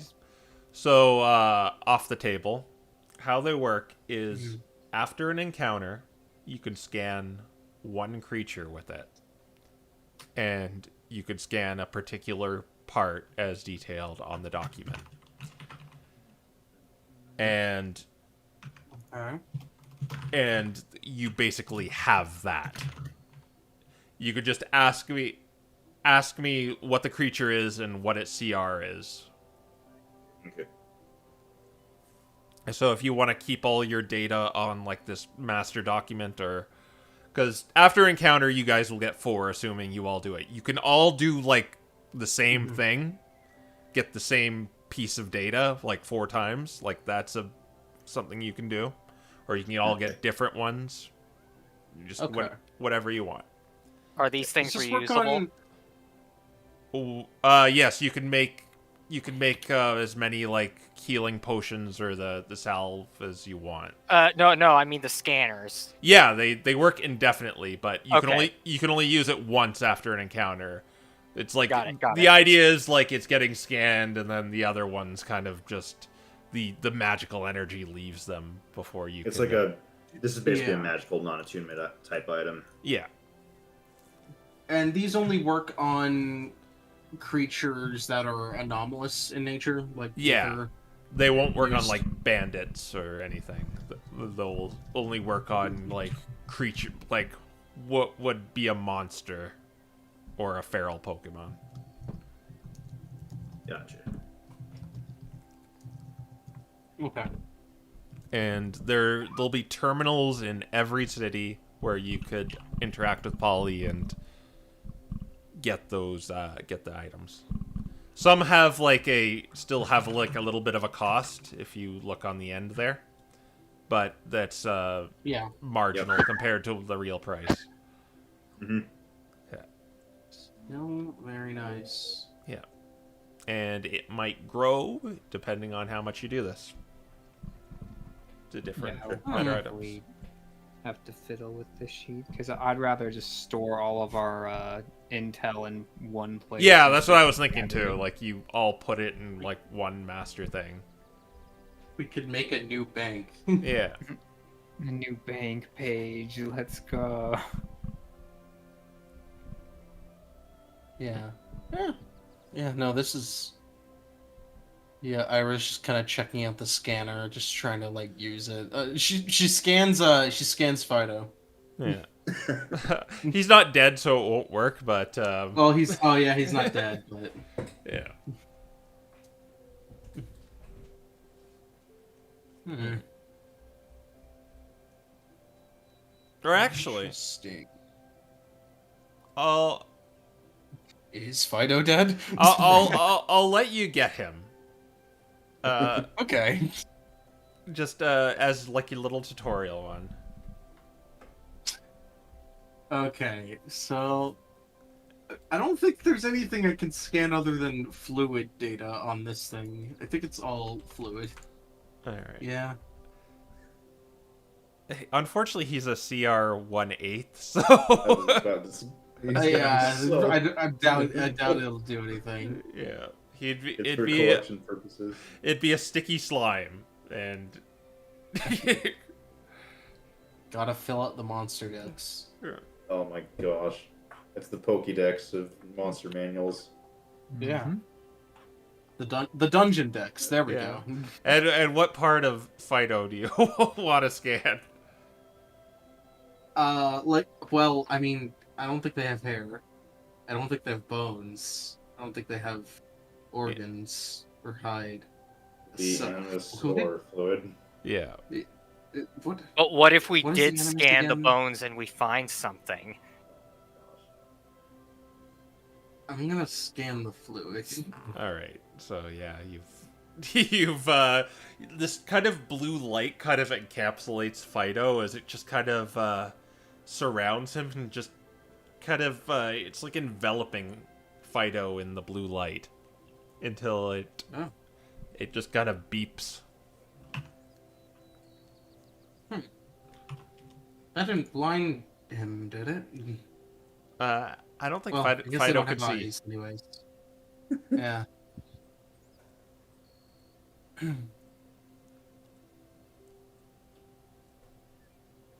Huh. Well, easier to use than I thought. Especially with this being prototype and all. Usually these things are beyond clunky. Well, you might encounter some glitches eventually, but they should be ironed out if Polly has anything to say about it. Interesting, though. Yeah. This will definitely be useful. Alright. I guess that was all. You wanted to kind of... We didn't find any slimes, unfortunately, while we were out, so we don't really have anything in terms of more ammunition or potentially trying to use those slimes to make potions. Oh. Oh, we do have the cops, though. They're coming. They're coming Oh, for no. your... They're coming after for your me. bamboo slurp. Something crazy must be going on. They're all just like coming one after the other. Anyway, proceed. All right. Well, that's all I told your dancing, singing friend. I wanted to talk to you about. Buy her stuff. Oh my gosh. Yeah, we might need an intervention meeting, guys.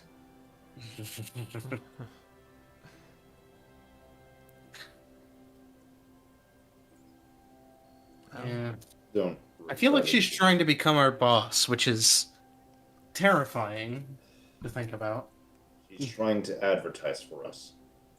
She's trying to advertise us, not for Yes. us. Well, both, technically. Mm. All right, let's get a move on. Yeah, let's.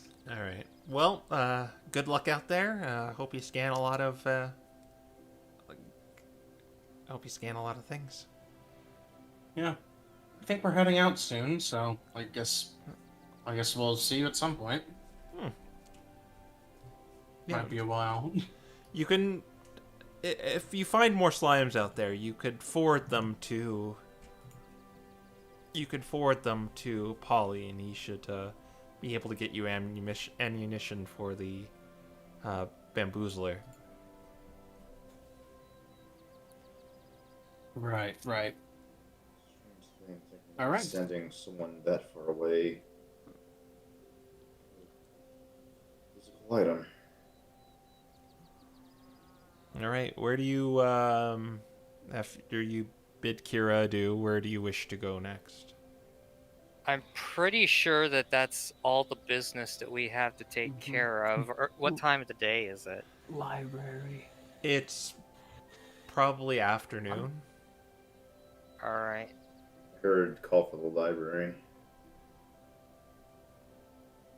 What for? I don't know. Fire said library, and then Yeah, I want to go to the library. I don't know if anyone else wants to, but I want to. I already What bought for? books.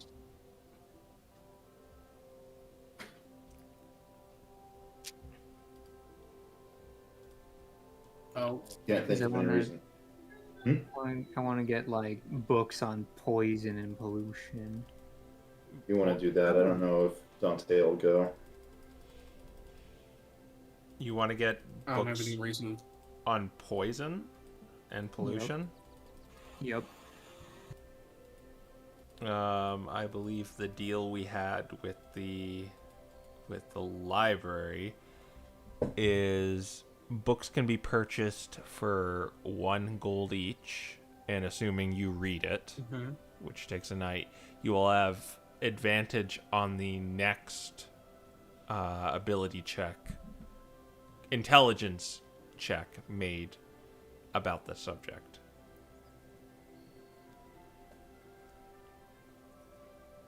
It takes a night to read a book, so you can like do it during a long rest, pretty much. Assume it'd be Yeah, I'll probably do that nature. tonight. Yeah. So you want to get a book about poison? Yeah, poison / pollution. I don't know if they're grouped together or not. Yeah, you can get it about that general subject. Well, it's poison. Environmental pollution is more of an environment. It'd be kind of maybe be 2 different books. Poison is like poison, and pollution is pollution. All right, I will probably do poison first, and I'll just have the book on pollution. Okay.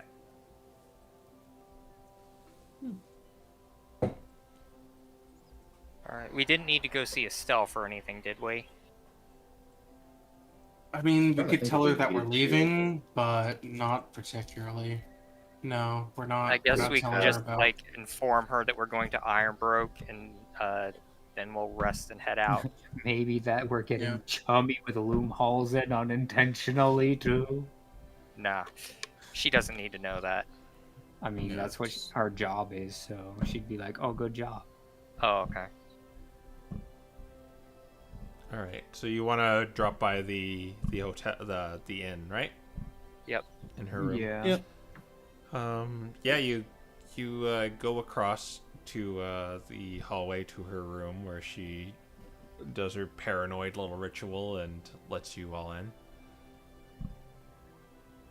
simple fact of Malcolm just headbutting the door. Tonk. Pink. Yeah. I think, yeah, I don't think there's anything anything like super special we're talking about, just like telling her, hey, we're going to the next town. Okay, so you're done here then. Yep. We're heading to Iron Brooch next. Okay, I'm afraid this is where we must part ways, but you can keep in contact with me if you find anything you think the Academy should intervene with via that ascending stone. Mm-hmm. Still got it. We still got the stones, so... yeah. Yeah, so far so good. Alright, is there any questions before we part ways? I won't be contacting you. You should be the ones to contact me. So I don't want to interrupt you during a moment that might land you in trouble.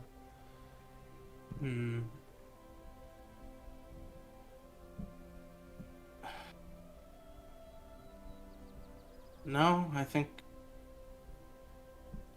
we've got it figured out for the most part. In a place like Iron Brooch, that's already, from what I can tell, somewhat polluted, would the ether be easier or more difficult to hide? If you ask me, it could be anywhere, and... Well, Iron Brooch is a large industrial city on the air continent, and I would wager their mines or the surrounding areas. And in fact, it worries me because it's already polluted there. Being amplified by the ether might cause some problematic mutations. You think the meteor or this aether can amplify the pollution itself, or the amount of pollution, or its effects on the environment? All of the above, as well as birth several creatures.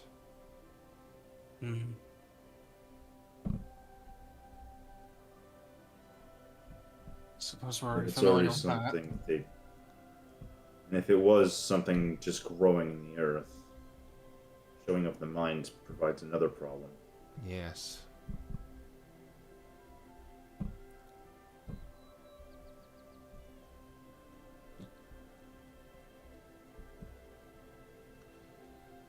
But if that's your next destination, I trust you four to assess the situation there. Once you do reach Loomhausen, though, do contact me, and I will make my way there and provide you with the credentials in order to assume positions in the university. Right, will do. I assume that's sort of all that has been accounted for ahead of time already? Yes. Once you arrive there, I am in contact with the dean, so he will be in on your involvement there as well. Right.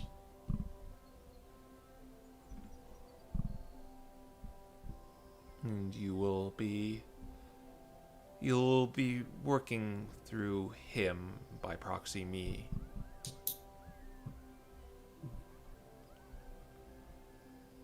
Alright, well, seems like we're a bit of a ways away still, but once we get there, you'll be the first to know. Yeah. I trust that you will get the job done. Malcolm, you have not exploded yet? No. Not yet. That's good. He keeps having weird dreams, but I don't know if that's unrelated or not. Yeah. I would wager that would be one of the symptoms.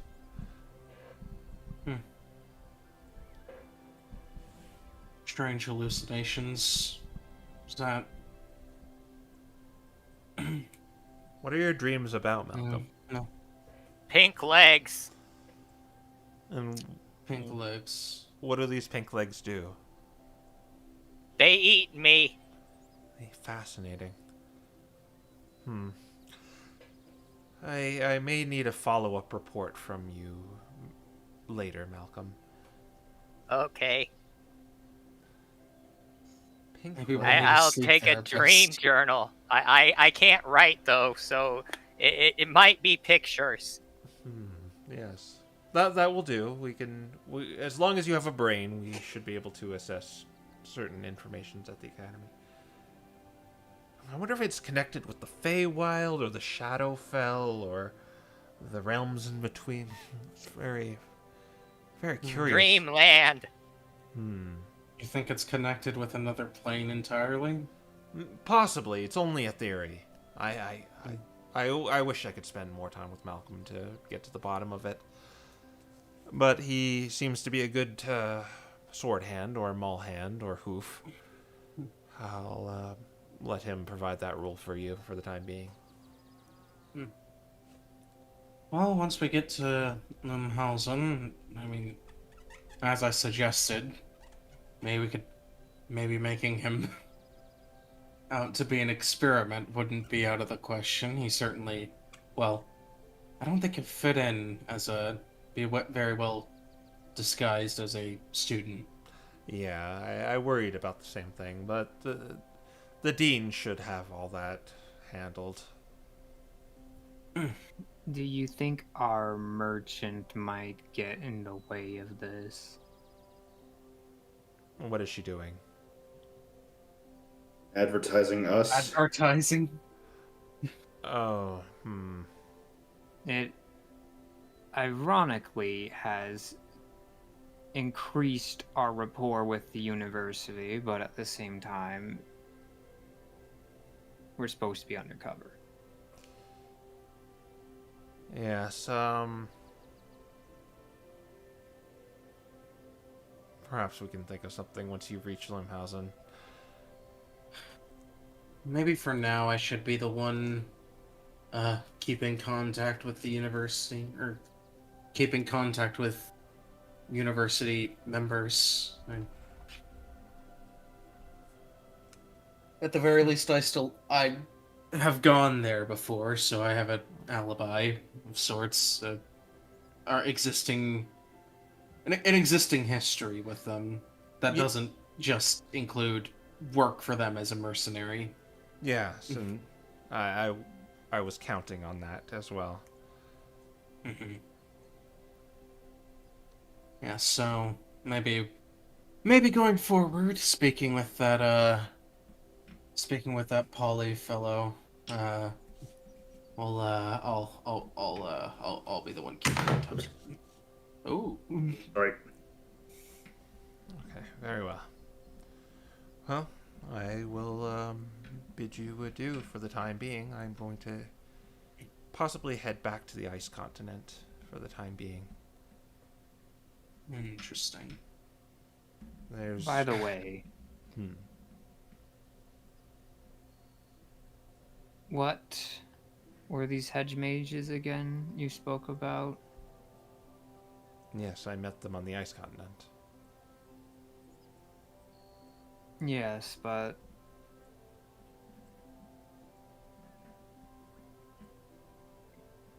is there anything about... I think that you mentioned their species once?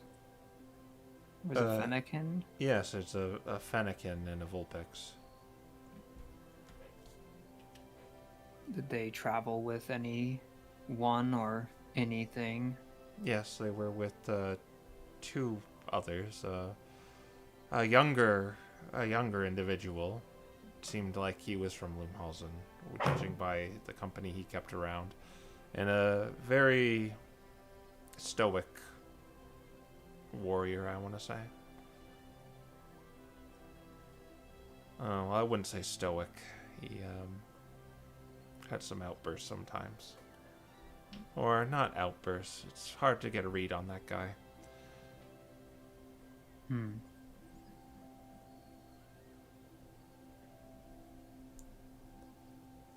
Well, safe travels. You too, Proteus.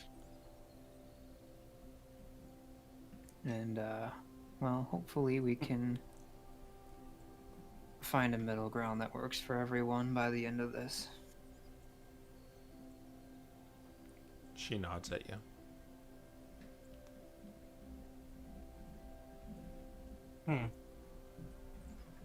All right, I Right. guess we right. will rest and head out the next day.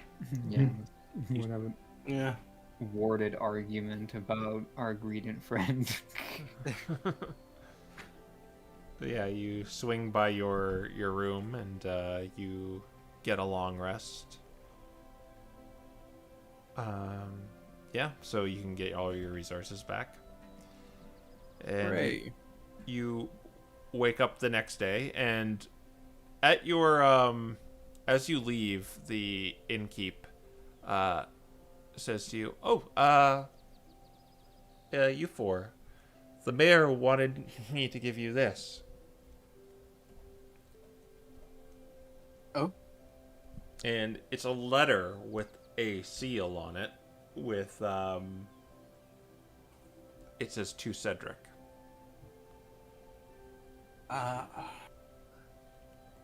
Perfect. Alright. Thank you. Can I hold on to that? Yeah, go ahead. Alright. Add it to the inventory.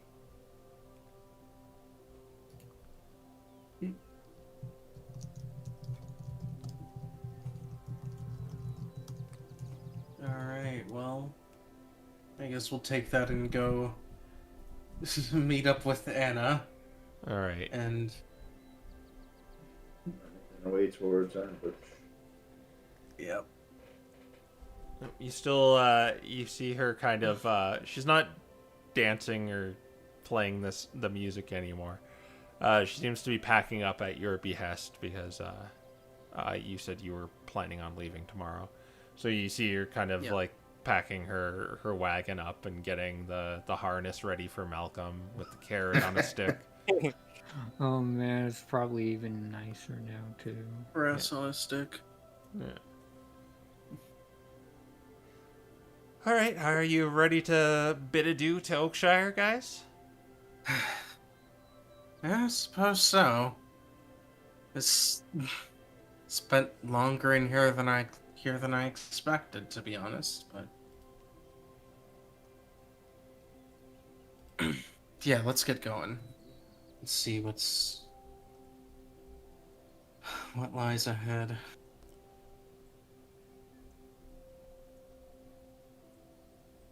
All right. So yeah, she hooks up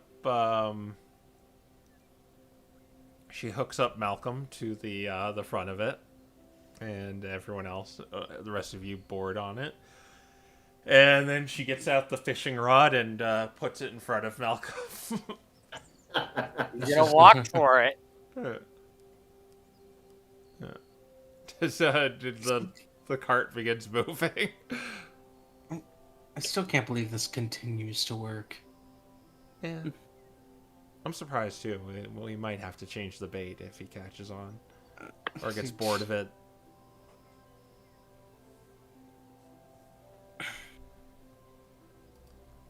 You know, my concern is that maybe he'll find more appealing grass. Or That's at least the point. No. Ah, well, maybe I shouldn't have said that. at the very least, it keeps him on track and keeps us with a good eye on him. I was gonna say, just keeps us on the road, because normally he's the one going off the road. That's true. That is very true.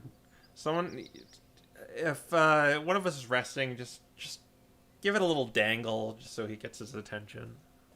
Mm-hmm.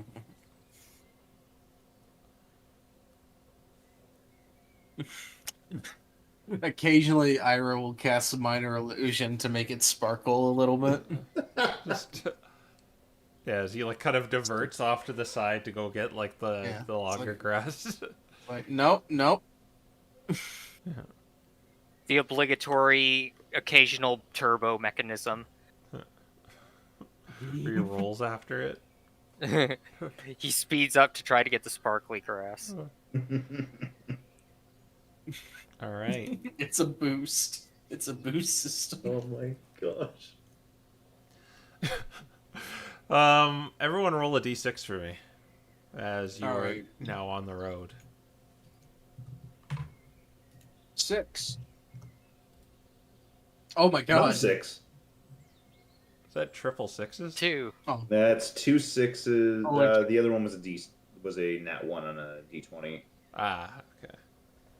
That's 6, Yeah, that was- 6, 3, 2.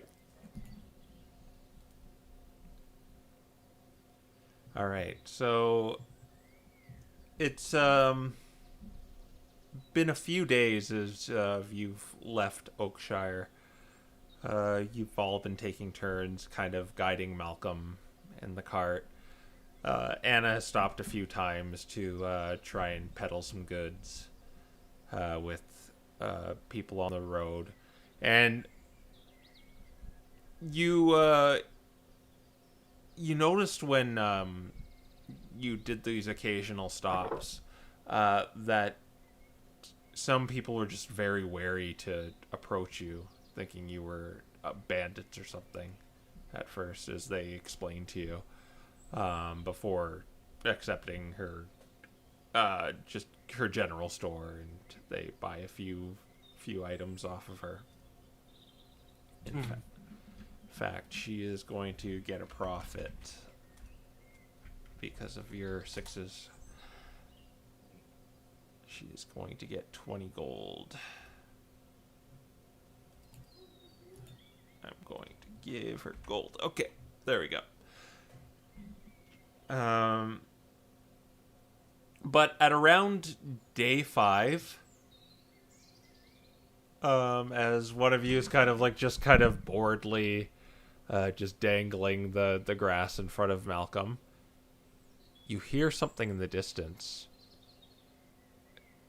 This kind of clicking sound it's very faint at first, but then it gets closer. It's like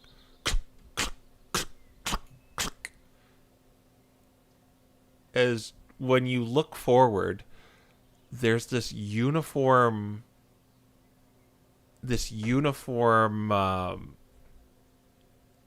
line of figures, so it seems like marching towards you, and judging by the sound, it sounds like they're armored. Guardsmen? What are they doing all the way out here? Are they? Do we have any kind of a line of sight with them, or no? Spyglass. Yeah. If you use the spyglass, you could see it's several heavily armored Pokemon. Very heavily armored, like full plate armor. And they have shields with emblazoned with a flame. And as you go down the line, you could see robed ones as well, wearing the same kind of symbol on their robes, but they're in the back, not marching like the armored ones, but staying in uniform. Dante, you would know this is the Hallowed Flames. Roll the Hallowed Flames out here. Look, it's your friend. Oh, the flame? What in the... Are they Flame even exists supposed in to many be on places. this continent?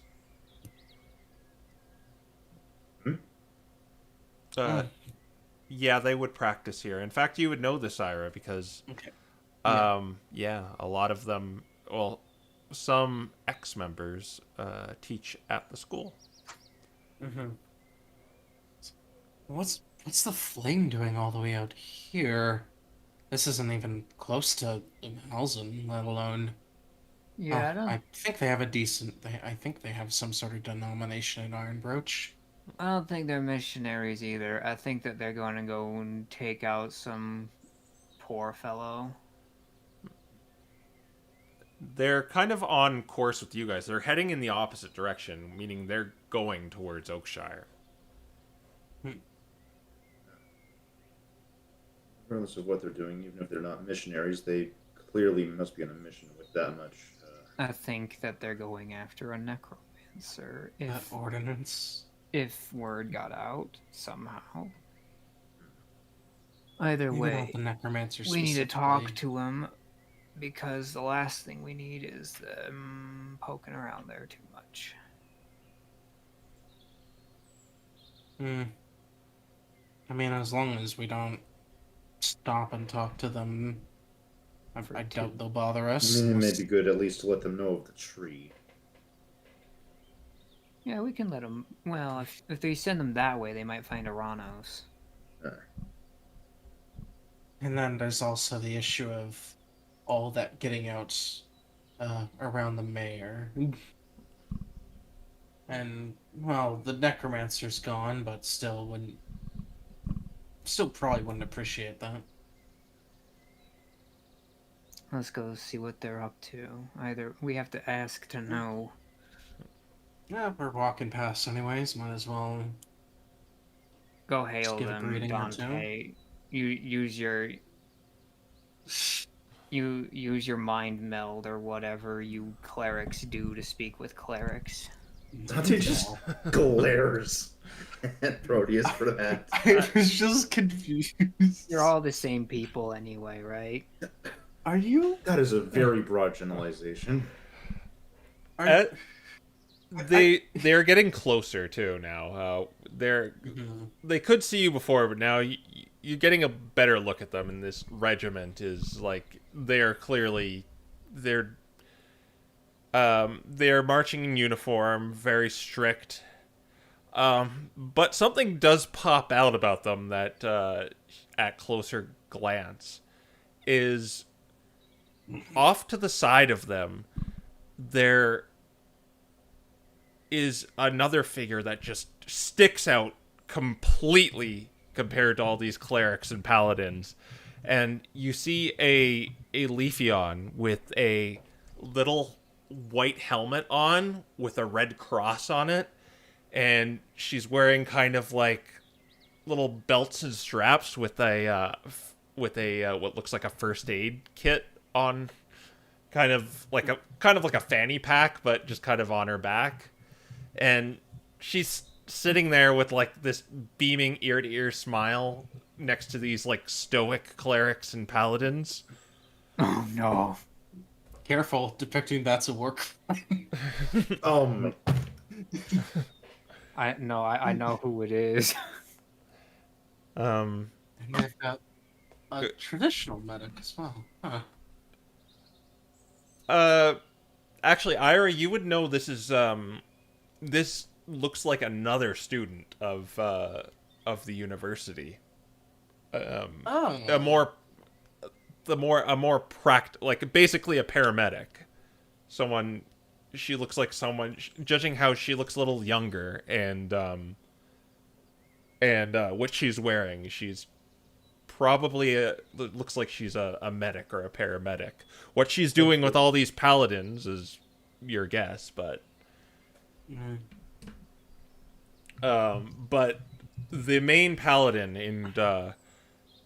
you could see the simian body of this one in gleaming armor as he yells "Halt!"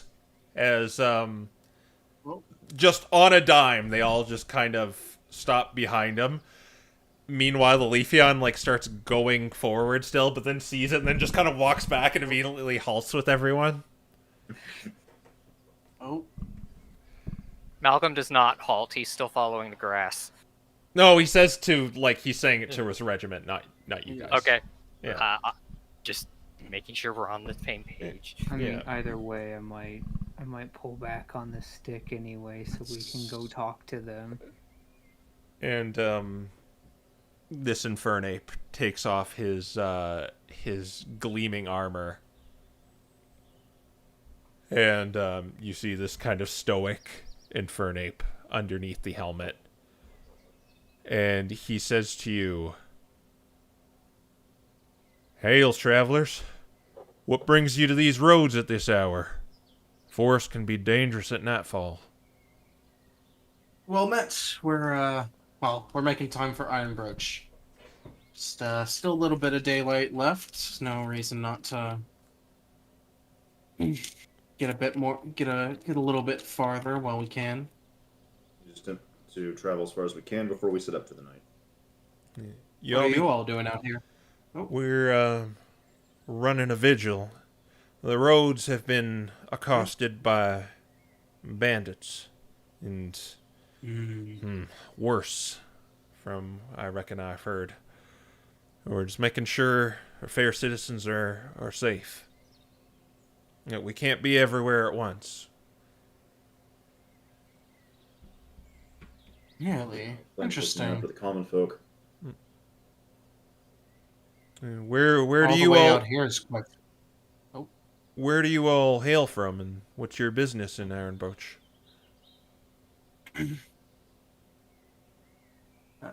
We'll leave you from Helmfirth, but we're making our way up to Iron Brooch as part of a bit of travel. Just one of many stops.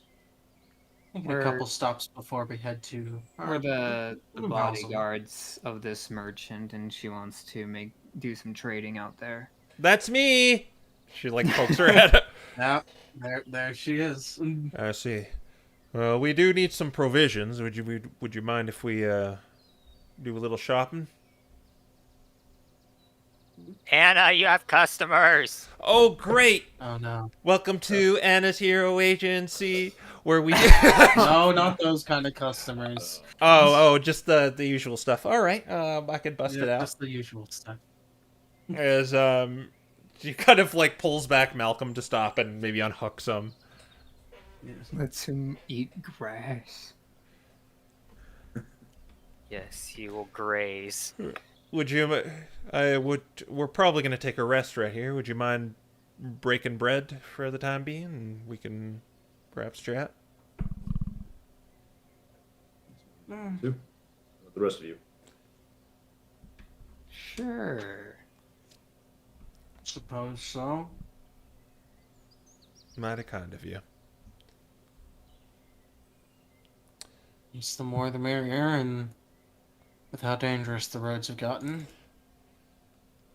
And kind of like without notice, the Leafeon kind of butts into the conversation and says, "Hello there, I'm Rebecca, a student at Lumhalsen University. I'm traveling with these fine folk to learn about their healing methods. How can I help you today? Have any cuts or bruises I can treat?"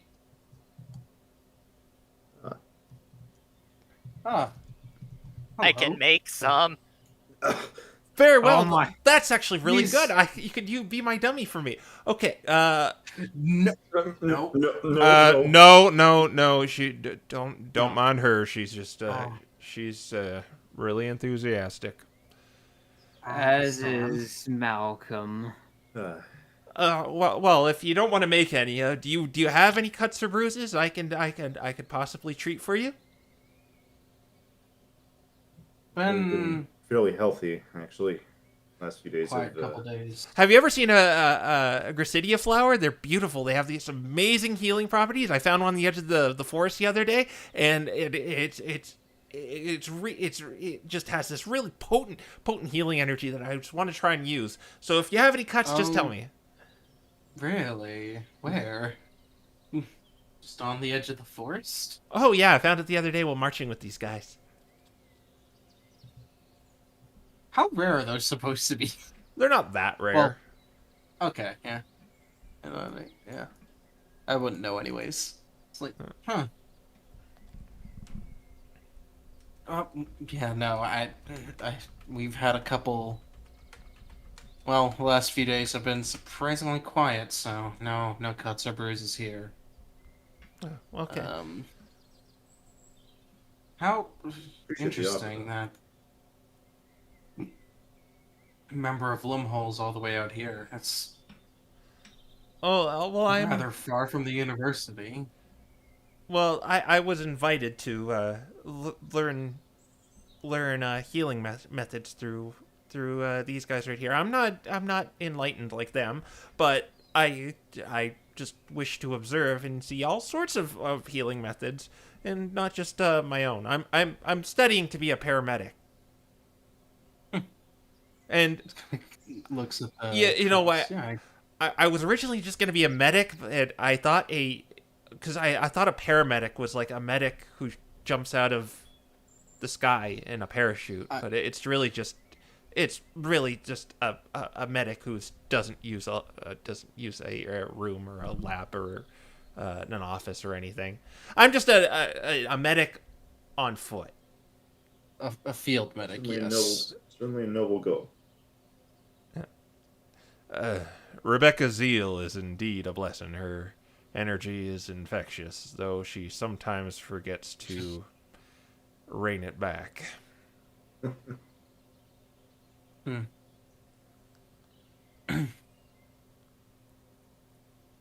Oh,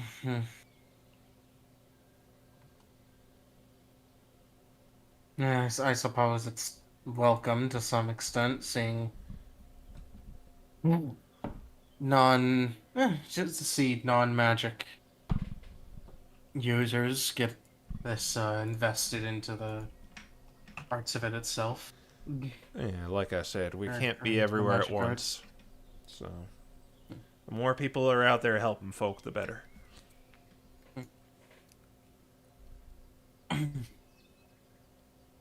Yeah, but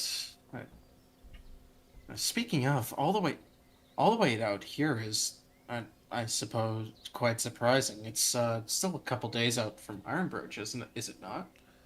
Yes, This must have been on the road for a while. we've received reports and confirmation about a notorious gang from Loomhausen doing some harm to travelers on the road, and we wish to put a stop to that the best we can. And It happened to be the murder. yes, I see you've heard those rumors too. Yeah, we beat him up. We've had an encounter with them previously. Yeah, we've had an encounter. You seem like you can handle yourself real well. Well enough to find off a couple Murkrow, it seems. Did you see anything else strange on the roads as well? What was the other experience with a few minor bandits? They weren't heard of the murder. Yeah, it makes sense. Other bandits would follow in their footsteps, try to seize an opportunity as well. Shameful as Oh well yeah, as- we beat them up too. And then we took them to jail and they gave us money.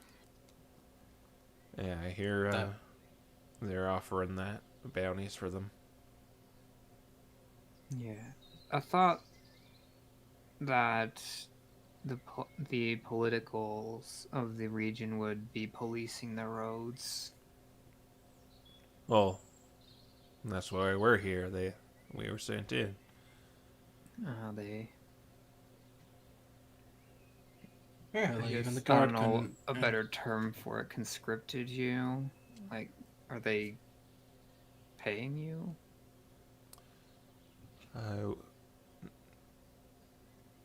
No, we're at the beck and call. I guess that is a question. I guess is there a I assume there's a central like government system, governmental body. Is the city a king, or is the continent like one governmental body? like controlling the entire continent, Um, or are there like smaller town? Is it like a bunch of city states? it's the kind of the area of like Iron Brooch and Loomhalsen, and there are a few other cities are kind of in this own little republic. Well, it's kind of it's kind of a lot more loose outside of it. You're currently in that republic. Okay, so yeah. So, yeah, really, this I what is the republic's name, if there is one? The Swartz Republic. Swartz. So, what, Swartz soldiers can't even handle this, it seems. Well, there's they're doing it too. It's just the roads aren't the only places these villains dwell. They dwell within the city as well. We're just patrolling the roads.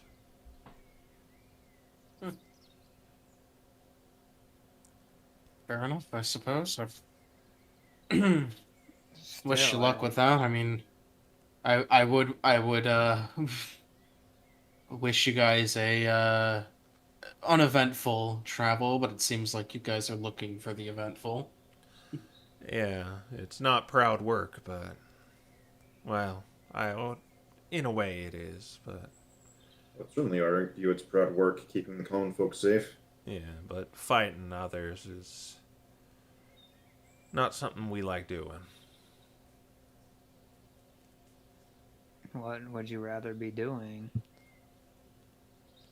Well, we are religious and devout.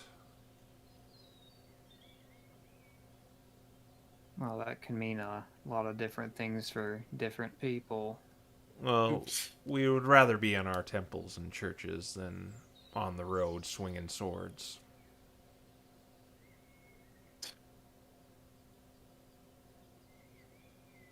Well, fair enough. I hope that you're at least somehow compensated for this, or at the very least, been given enough to meet your means. Hmm.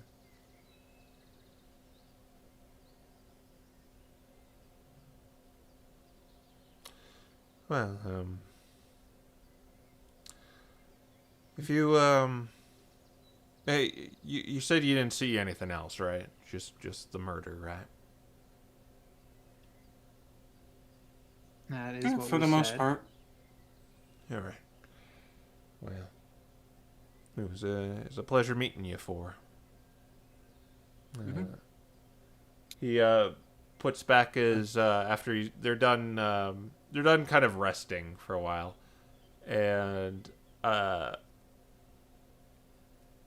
Rebecca kind of falls in line with them too, and he kind of nods to you and says, "Flame be with you," and he begins continues down the roadway towards Oakshire. May the bolt strike.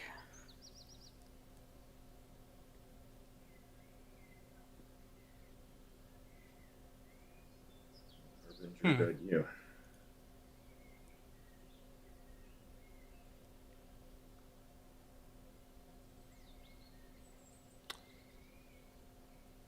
Huh. Yeah, what's the proper response? Well, Do you just respond with another clergy's catchphrase, or do you use theirs? Or you just say goodbye? I It mean, depends on where your beliefs may lie. So goodbye. yes. Well, that was a profit. Who wants to hook Malcolm back up? Yeah, I'll do it. He's probably eating grass off to the side. Yeah, it's like you get the unseen servant to herd him back over. I wonder if he was trying to eat Rebecca too. Oh, No, he was engaged in conversation with her during that bit. He did answer Fast, to but her asking. she speaks fast enough to maintain his attention at all times. Asked if anyone had any wounds, and he responded, "I can make some."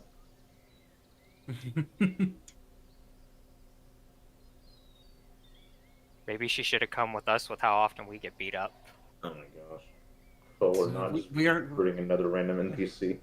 we already have our own healer, and don't need another NPC. We already have enough problems with the one. Let's get Malcolm hooked back up and move on. You just pull him away from the grass and hook him back up. Man. Malcolm, Come on. I continue onward. All right, who wants to be the grass dangler? I think I've dangled enough grass in front of Malcolm for one day. I'll handle it. All right. All right. They will also, before they leave, Gareth will all give you the Valor status for one day. Oh, nice. Oh, okay. Plus Thanks. D4 to attacks or saves. Yeah, so you're pretty much blessed for a day. All right. With your 6 rolls. Ah, right.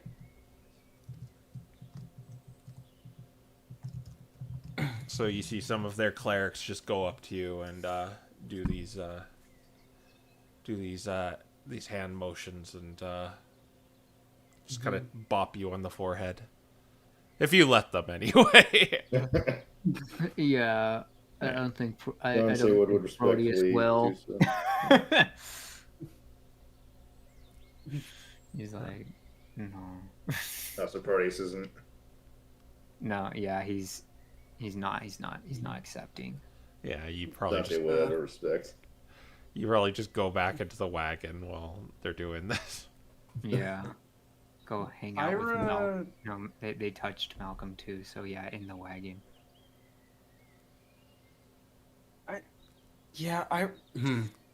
Ira will accept. She seems a bit, off put, but yeah. Yeah. All right. Malcolm probably doesn't even know what's going on while they do it. He does not. But he No. feels blessed right after for some reason. I'm He's gonna like, have good dreams tonight. This grass is really good. Not a big fan of them, she kind of says to Proteus.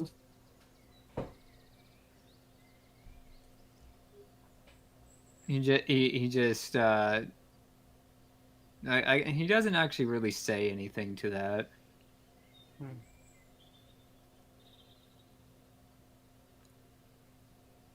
Not a big fan of the religious stuff in general. I take it. Actually, if you don't mind me asking, what is it that you have a problem with? Well, let's The- see. The faith itself, or the faith, the gods themselves, or the organizations behind them?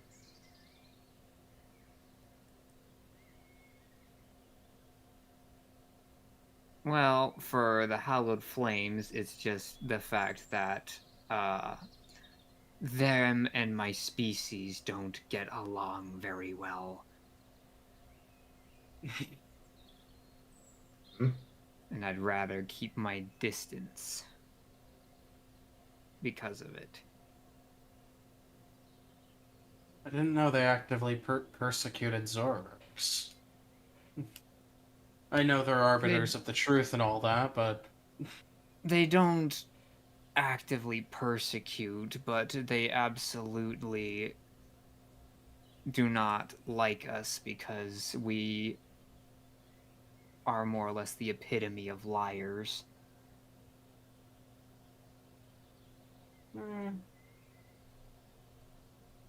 At least in their eyes. Suppose that's a way to put it. Well, I, Ira, find them to be useful idiots.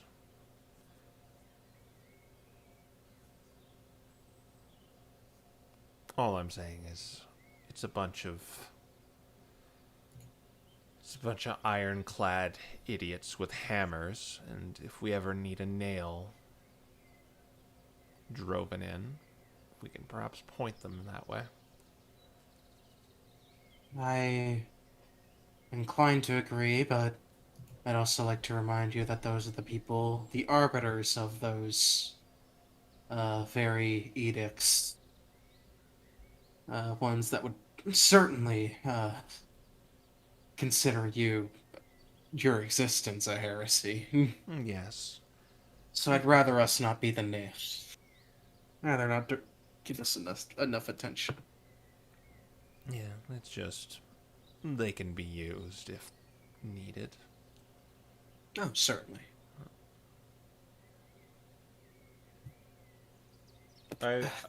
I'm going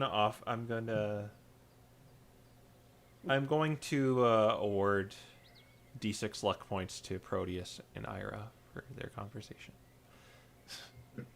Oh, okay. Do we each roll or just one? You can just roll one. It feels so. One of you, You go roll. ahead. You go ahead, Firely. Okay. New 4. Okay. All right.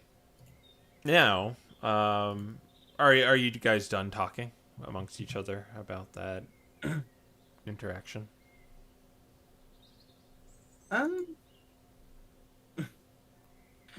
Ira would kind of press, if you don't mind, Ira would press further for a bit. And it's like, well, so I understand with that in general, or I guess to some extent, but it seems like you kind of dislike religion as a whole, or that faith as a whole. So, Considering the jabs he's made at me, I kind of agree. so I I'm guess simply trying to get I under my guess I'm skin.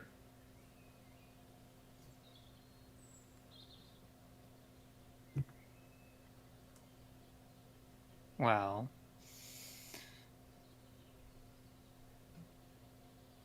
seems you all have already made conclusions about me. What would my telling you yes or no change about them?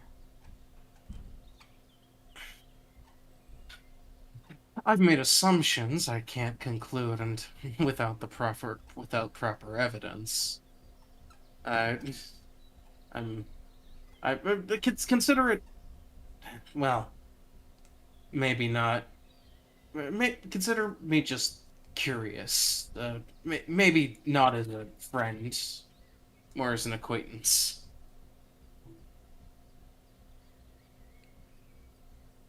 I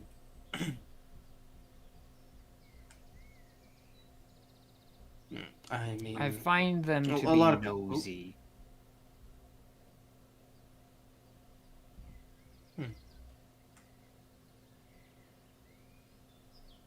nosy.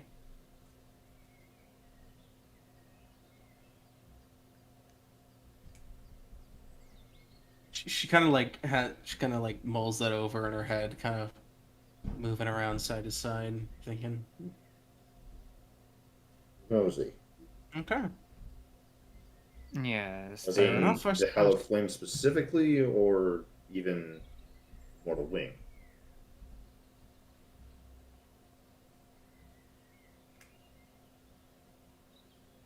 I find your beliefs to be unpredictable.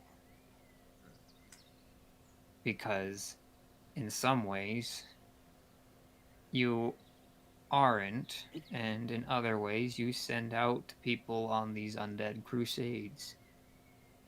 So which is it?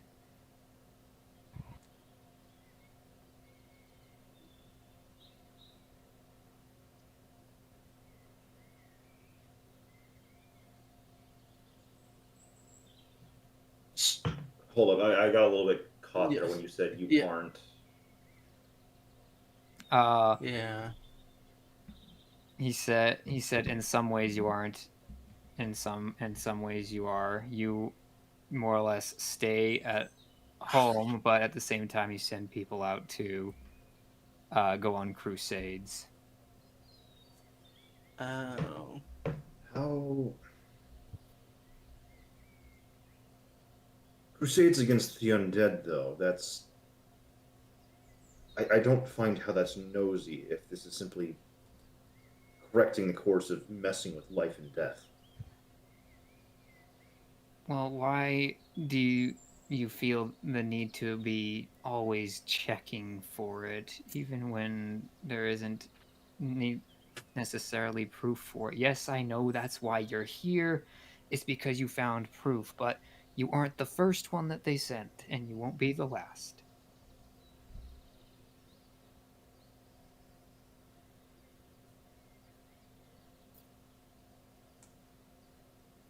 He thinks over that for a bit.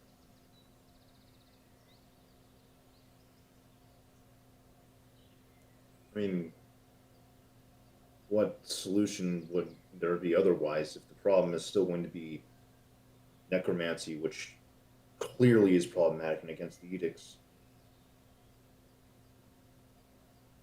To find proof is either cut and dry, otherwise it's going to be reported in by someone, at which point that's where we come in.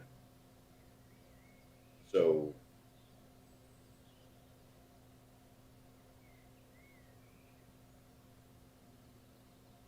Well, perhaps you only send out people when a report comes in, but either way, all clergies like to lift over every rock and question everyone on the way. That's what makes you nosy.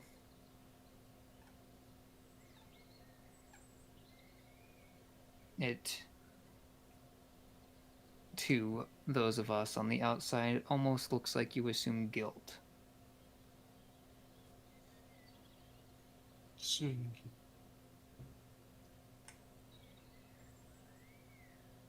I don't know how I would. That's certainly not how I would word it. I'd argue more it's a case of gathering information, trying to make sure we have the facts correct. Because if someone is not a necromancer and you send any of the mortal wing after them, well, if that's not the case, the consequences are devastating.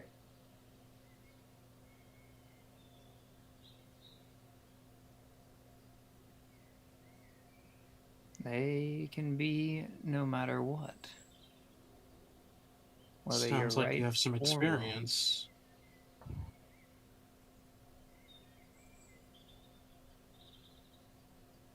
Well, if you're right and there's a necromancer, there's problems, and people are hurt, and you then have to go and clear up the whole neighborhood. And if you're wrong, you've then badgered an entire community and made everyone start pointing fingers at each other.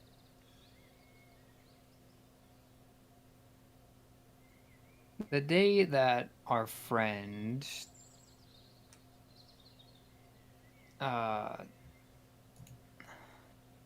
you know, died, he was not willing to speak to other people. Now, granted, he was a hermit,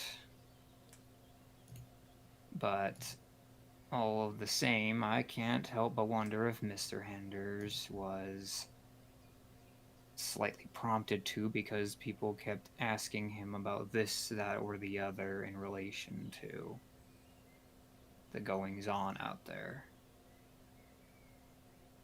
To the point that he just no longer wanted to associate with anyone. And I'll never know.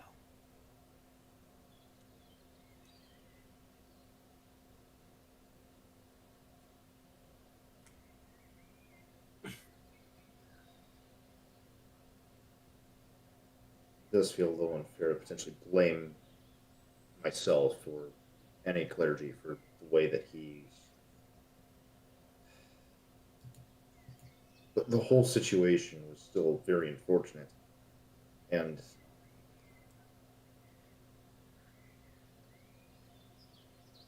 the time we had more problems regarding poisonings.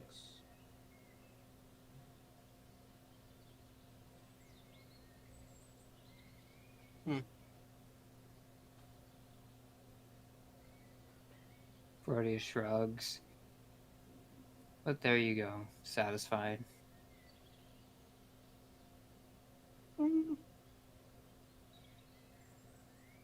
I suppose.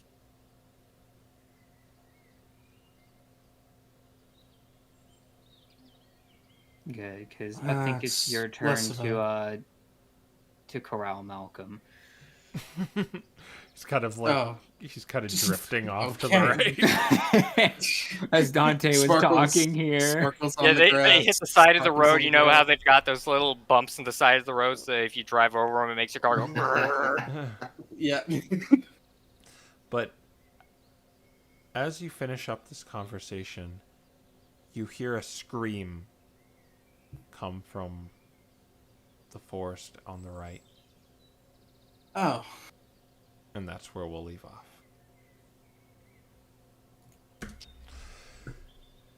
Well, dang, the Hallowed Flames Right. were a bit late on the... they passed it by. they passed it by. Uh-huh. Unfortunate. Well, it was maybe like a few hours as you were going Yeah. into Oh, nightfall. yeah. All right. Yeah, well, wow, it feels like a lot of stuff happened, but there was no It does. encounters. My notes agree with you. We're just talking. A lot did happen. Just talking, but yeah, setting up for the future. Yeah. Anyway, well, I've got some new little hooks set in there, and we'll see you next time. So, bye everyone.